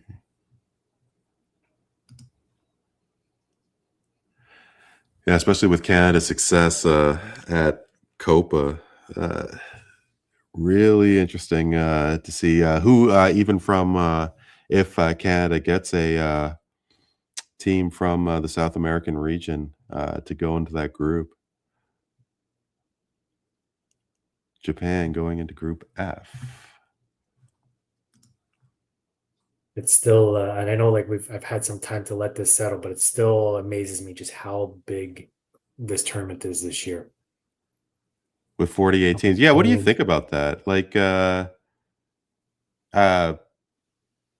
this was a 24 team tournament once upon a time, and now it's at 48. Like, is it too much, or should this grand tournament have countries like Cape Verde and uh, you know, potentially Bosnia Herzegovina and so on, like in these tournaments, because I think that there is something about having the World Cup in a country like South Africa. Now, of course, it would be great if they were able to afford it and afford it properly and not shift money wherever they feel. And but you know what I'm getting at? Like just having because there are so many countries that don't get the exposure like maybe certain G7, G20 countries have. Do you Yeah. think the World Cup is too big? Uh, no, I think this might be the max before you start to invite teams or allow teams to qualify that just don't belong and prove that in the course of play. But we'll see. Like there's even some teams here that might just get steamrolled. Um, but on the flip side, some of the times like the games that you wouldn't expect anything from, like Saudi Arabia beating Argentina, they Yeah. make for really good moments. So I don't know. I'm okay with this. I like the fact that we even get an extra. I think it's a week or 2 weeks of soccer. Like it's not a month. It's 6 weeks or 7 weeks now. So that's a good thing. But I can't imagine that you can grow much more than this without it diluting the product. But on the flip side, and maybe just to go against myself here, the problem with, I guess, women's hockey might be a really good example, where if it's the same 2, 3 teams winning Yeah. all the time, it becomes boring, right? So you want to at least expand out, give, teams like Iran or, you know, Bosnia and Herzegovina to invest, and make a better Well, what about product. a country It's all like good. a country like Croatia, who was that close to winning the World Cup in 18? Yeah, I mean, because I think, correct me if I'm wrong, I think it was, is it 9 countries or 10 have won World Cup? Yeah, I yeah. I don't mean, know the that exact number, but seems like it's yeah, it's a rather small not a lot. number. Yeah, Yeah, yeah, and a country like Croatia, so small, and uh, that would have been really cool to see. I was really hoping for Croatia against France. yeah. You'd hope for a moment like that where it probably won't happen all that often, but you would love to see a sort of a Leicester City moment on the world stage where Yeah, someone who had yeah, no sure. business winning wins it all.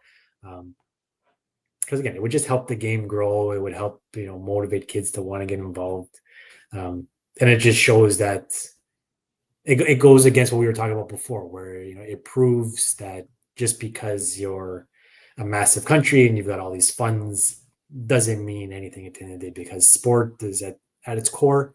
You still got to play the game. To quote the name I'm drawing a blank on, who was that NFL coach? Herman Edwards. Herman That's why Edwards. we play the game, right? You got to play the game. And he's 100% right, where anybody can beat anybody on any given day. So it's all good. It adds to the drama of it all. Hmm. Some interesting ones here: England and Croatia, France and Senegal, Spain and France, Uruguay. Senegal. I remember vividly Senegal beating France in World Cup 2002. France was World Cup winners, and Senegal beat them. And the number of Senegalese flags that I saw, uh, God, over 20 years ago, and they're going to do it again. Very cool. Yeah, some good matches right off the hop. Even Morocco, Yeah, Brazil should be a really good match. yeah. And This you team, got to this is the guy wonder. that scares me the most. Norway really terrifies me. And again, watching them closely, they were in Italy's qualifying group, and Holland just destroyed everybody. I think he set like 16, 17 goals in qualifying. The team's playing really well, so they're an underdog to watch in this one. You know, I was going to ask because, I mean, what kind of support does a guy like Holland have? That he is clearly one of the best footballers in the world right now, and uh, I don't really know of any other Norwegian uh, players on that team. And if Holland goes down, so does Norway. And I would but think, you're yeah. saying that you're saying that Norway has a really good team. So they have a well-rounded team in your opinion? From watching them again, I don't. Yeah, none of the names are really jumping out as on the same level as Holland, and like he's obviously the team runs through him, but really tough opponent. Like, to get the striker the ball for him to put in the net requires sound defense and a good midfield. So they've got a really good system over there, and a guy who can just with his eyes closed put the ball in the back of the net, which helps. So, you talk about beating anybody on any given day. So they're a team that can maybe surprise a few people, and maybe not even be that big of a surprise if Holland just keeps producing the way he is, like in both domestic and international games. Yeah. Interesting. Now, in past World Cups, there was a maximum of 2 teams for in UEFA that could be in the same group. So there wasn't 24 teams, and no, how many teams are coming from UEFA? 16, right? Honestly, I don't know Yeah. that. Well, maybe I could try and find that out, because if that is the case, then there will be no more teams from UEFA going into Group L. So let's see what we could figure out here. Yeah, and again, I hope this doesn't hurt our standing with our audience, just being ignorant in this aspect of it. But it seems like the structure of the draw is a little bit different, and maybe it's just because of the number of teams where it just wasn't logistically possible to do it the way they did it before. So maybe you can have 3 from one body. I'm not sure. But we'll see. Yeah. This team should be Canada's next opponent. Yeah, they're drawing for Group B. South Africa's in Group A. And who do we have here? Qatar or Qatar. We do have no kidding. The former hosts of World Cup 22. And they are in a group with Canada. That's I would imagine that's as good a draw as you can get through the first 2 rounds. Yeah. Yeah. But I mean, this could mean more. Now, we obviously have to see who's coming out of pot 4, but there's going to be a massive insistence for Canada to win at least one of these 2 matches. 100%. Yeah, I'm seeing Paraguay. So Paraguay was drawn, and because Brazil is in Group C. There you go. So there's the answer to the question. Yeah, Paraguay will be going into Group D. I just want to make it official. Yeah, okay, there it is. So I got that part right. And right there.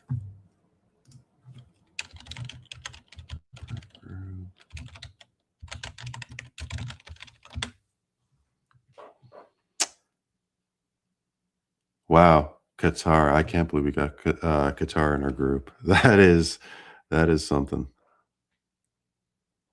Cote d'Ivoire is in so they're going to make up no, there's a team in Morocco's in Group C. So Cote d'Ivoire will go to Group E. And they got the 3rd spot. The size of this tournament also really shrinks the ability to have a group of death as we used to know them, right? To have 3 top flight teams with sort of a mid-level. It just spaces them out, so the possibilities become much smaller. But we'll see. Brazil, Morocco still could be a possibility. Even Uruguay, Spain, Group H looks. Group L could be a group of death. So I may eat my words before I know it. Like if anything Norway, can happen. Yeah, if Norway or even Egypt lands in one of those, here's Egypt here. So they would go into Group. I guess G now. Well, yeah, because okay, so Tunisia got pulled into Group F. So Egypt will go into Group G, right? Yeah. Yep. Group G. Egypt. Mo Salah.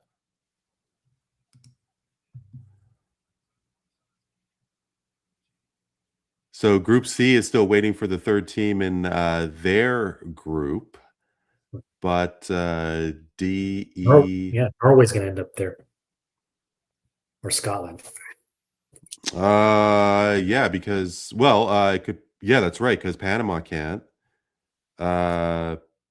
Saudi Arabia can't. Scotland, so that would go into Group C.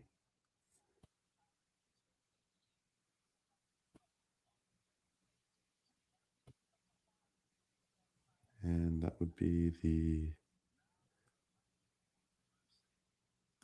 Group C goes to Scotland. Was it just me, or did you get bombarded with a bunch of Scottish celebrations when they qualified for World Cup? I could No, not not. so much. Go ahead. No. I mean, I like between Instagram and TikTok and so on. Like it was all Scottish celebrations when they actually clinched a playoff spot. Yeah. It was a cool moment in the commentating, and the way they qualified really amplified it. But yeah, I wasn't bombarded with celebrations, but just like I kept seeing the clip of them scoring in that final minute over and over and over again. Yeah, But a big yeah, moment really for them. cool to see. Yeah, how long has it been? Since France '98, or it's Was been it? a I don't while. remember. Yeah, no, it's been a while. And That's what I mean. So Scotland like is moments like that, like it's cool to see Scotland get in. Like so, and they wouldn't get in if the pot wasn't expanded to 48 teams. So it's really nice in that through that lens. yeah, yeah, certainly. So Algeria just got selected. They're going to skip Group I and then go to Group J. So where are we? L. Yeah, man, it looks like so. Norway, keep harping on Norway. They'll land in either Group K or L against. Well, it won't be L. It would be Group I or Group K. No, but Yeah. doesn't Uzbekistan go into I? They just got drawn. Oh, they go into K. Uzbekistan would go into I because They put them into K.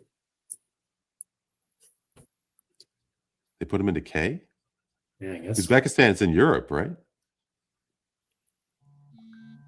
Let's Interesting. see. Geography is my worst subject. I thought they were Asia. Well, I'm showing my ignorance right now. No, well, you may be right. I could be wrong. And that's why I thought they were going to I. So maybe they are. Yeah. I thought Uzbekistan was a former Russian. Oh, wait a minute. They are Asian. So why aren't they in Group I? That's what I don't understand either. But they paused and explained something. This is where we should, Oh, did we they? have to Oh, thank them for okay. having audio. Yeah. Well, Daniel, feel free to have your audio up. There's no reason why you can't. I know that I personally will get distracted if I have two things going at once. But yeah, feel free to. Wait, because Group I does not have. Okay, Panama just got selected. They're going to go into Group L. And that'll put Norway into France's group. How did that happen? I'm not sure. Something happened with Uzbekistan. Okay, maybe there's a conflict, like a conflict between those countries. Interesting. So 3 teams per group have been determined and going to go into pot 4, where this will be of major interest to yourself because Italy potentially could be in one of these. It could be selected if they do make it to the playoff. And have you do you know anything about the teams that Italy is facing? Yeah, they Because play Wales to start, yes, and and then if they win that, they move on to face North Ireland in the Northern second leg of Ireland the or Bosnia, right? right, I Northern think Ireland so. or Bosnia, I believe. I think I have it here. So again, so all Yeah, winnable, theoretically, all winnable games. Wales hasn't, shown much on the international stage, especially since Gareth Bale left. yeah, Um, but if I'm not mistaken, Northern Ireland always gives Italy a hard time, whether even it's just in friendlies or qualifying. So it's not as, it's not a fait accompli as some of my paisans might think. It's a big uphill climb still. Well, kind of changing topic a little bit, but I was wondering, Canada being where they are geographically Yeah. and CONCACAF being what it is. I mean, Mexico's got a strong side, USA, maybe you want to put in Panama. But they're so far away from Europe. They're so far away from, South America to a degree, Asia. Like, I mean, they don't really have the ability to play these federations as easy as countries in UEFA do. And do you think that's a problem? Especially the fact that a lot of these stars from Canada are playing in Europe and not in North America. Like, that must put Canada way behind the eight ball. And I think that that could be a real reason why Canada may have difficulty doing so well because, hey, USA does not have like a really strong World Cup history. They make it all the time, but I don't think they've ever been to a semifinal. I could see Canada having that same kind of issue. Yeah, it's always part of their struggle for sure. It's just the nature of who they are and where they come from. To your point, and I'm not sure what kind of. I don't know if they've announced which friendlies they might have leading up. Um, Yeah. it'll be interesting, and it's an inherent challenge for sure. Yeah. So with pot four, so there's four UEFA uh, playoffs to be had, and then there's two confederation groups, and the confederation groups are Jamaica, New Caledonia, Suriname. That's Confederation Two. The first one is Bolivia, Iraq, and I'm blanking on who CON is. Oh man. I thought it was Kosovo. Anyway, we'll figure it. We'll try and figure that out. But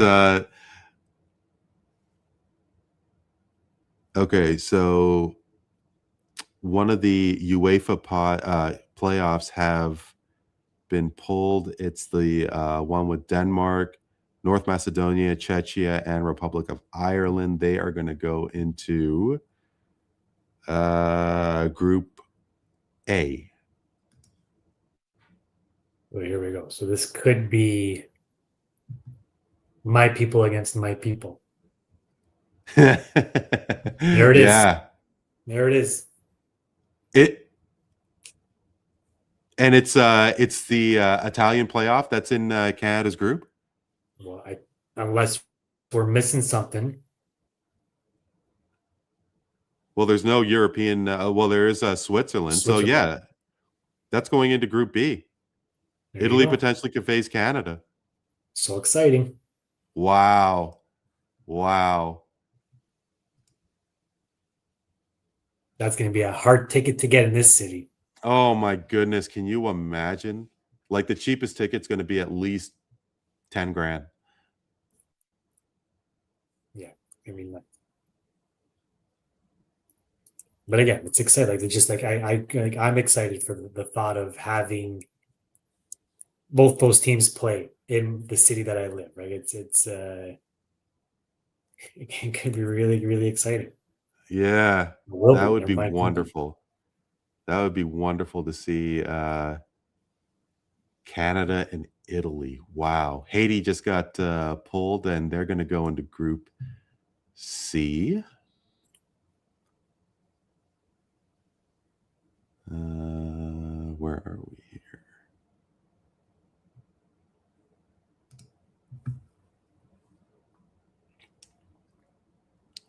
Haiti, with all of the, struggles that country has gone through, and they're in the World Cup. Beautiful.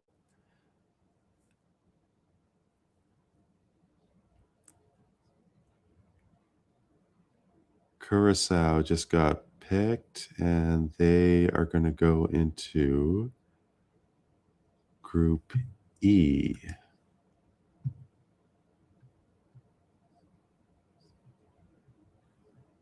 CONCACAF nation. Couldn't go into Group D because that's the group with the United States. Wayne Gretzky pulling the balls from pot 4. He went to Miami to catch the Canada game. Can't remember who they played, but Was he there? yeah, he was there. That was kind of cool to see. Yeah, apparently he lives like half an hour away from Inter Miami's stadium. So he went by there, said a quick hello, and yeah, And then went golfing with the Trumpster afterwards. yeah, no kidding. I don't know what to make of that. Ugh. Like, why? I don't know if that pissed me off more than Dustin Johnson and Paulina Gretzky wearing my Florida Panthers jerseys during the Stanley Cup final.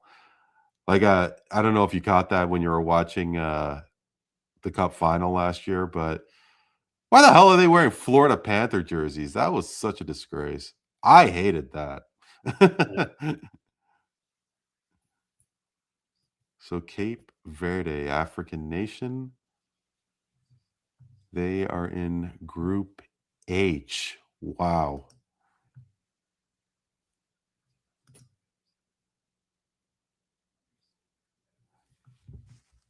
And the Confederation playoff with oh geez, who was that? I missed who Suriname, no, Iraq, and no, I think it's Suriname who's playing in that Confederation, that one Confederation playoff.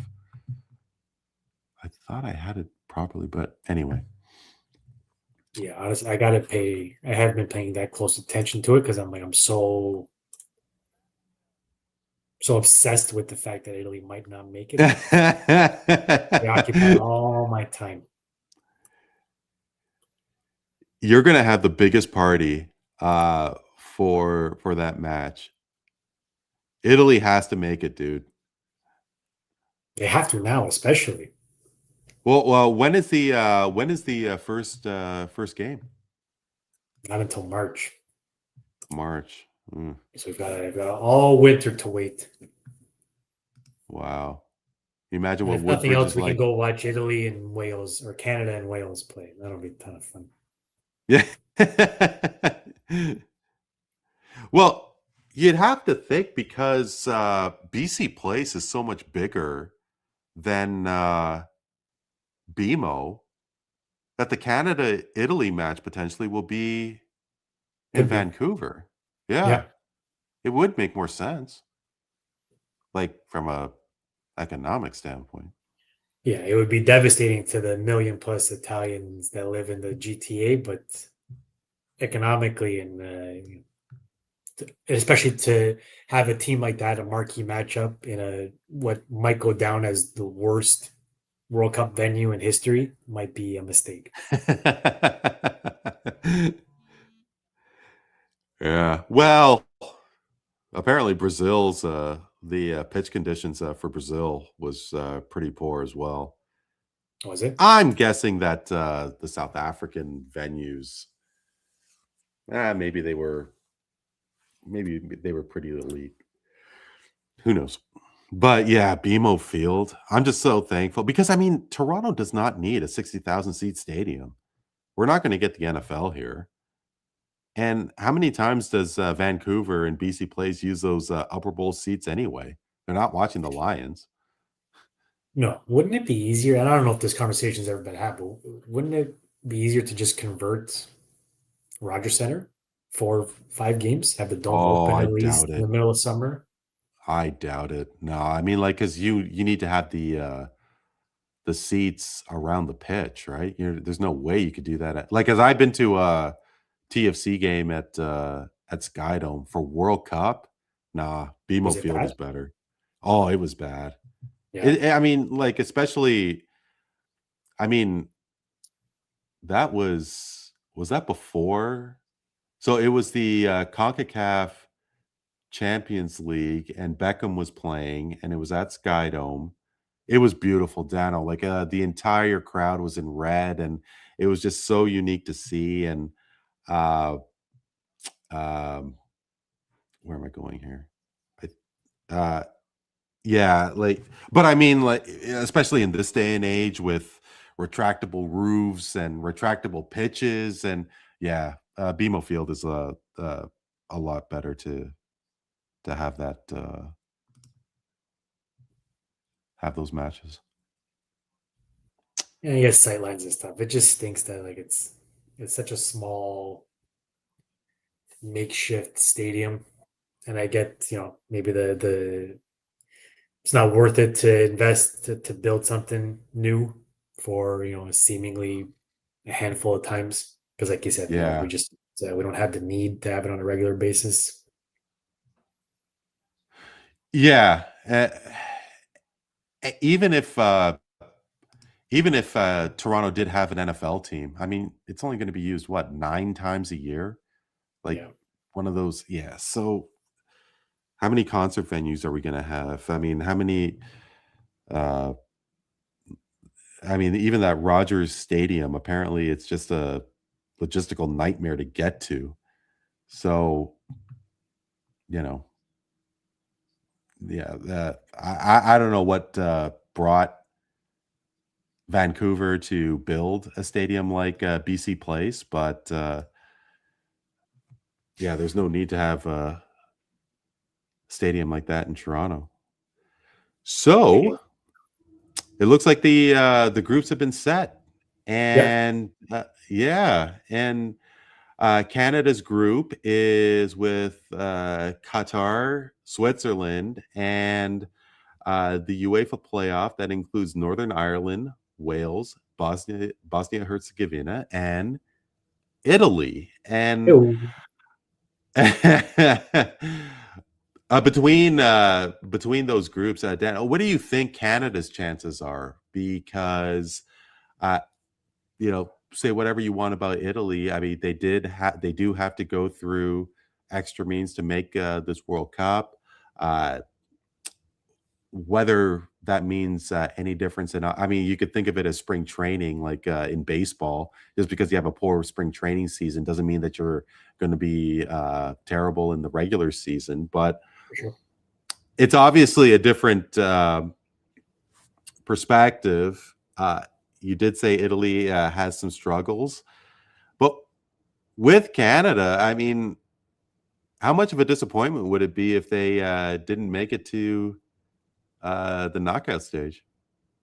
In this group on your home soil, coming off of seemingly two building block successful tournaments, World Cup and Gold Cup, I would say it's unacceptable, especially given who your opponents are here. Or let's assume it's Italy, just because they're the highest ranked out of those four teams left in that playoff.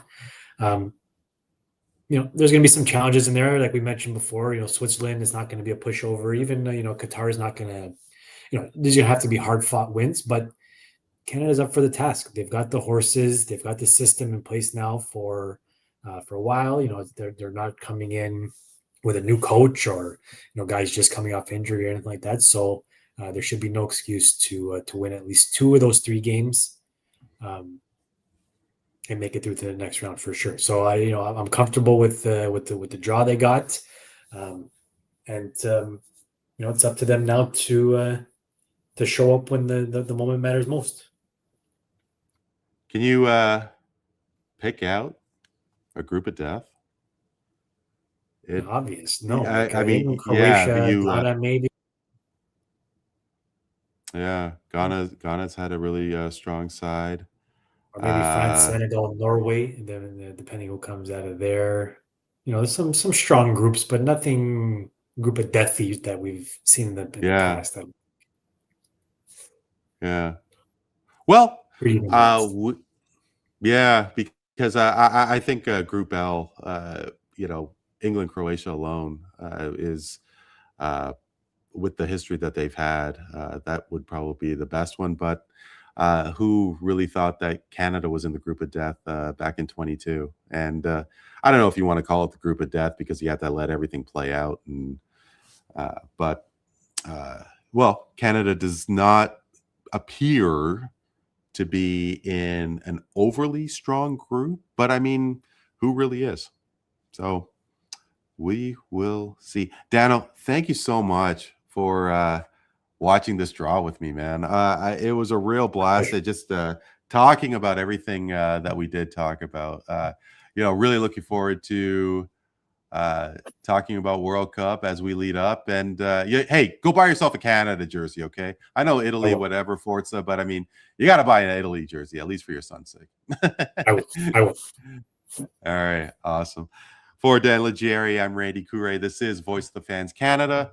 Hope you're doing well and keeping safe. We will talk to you next time.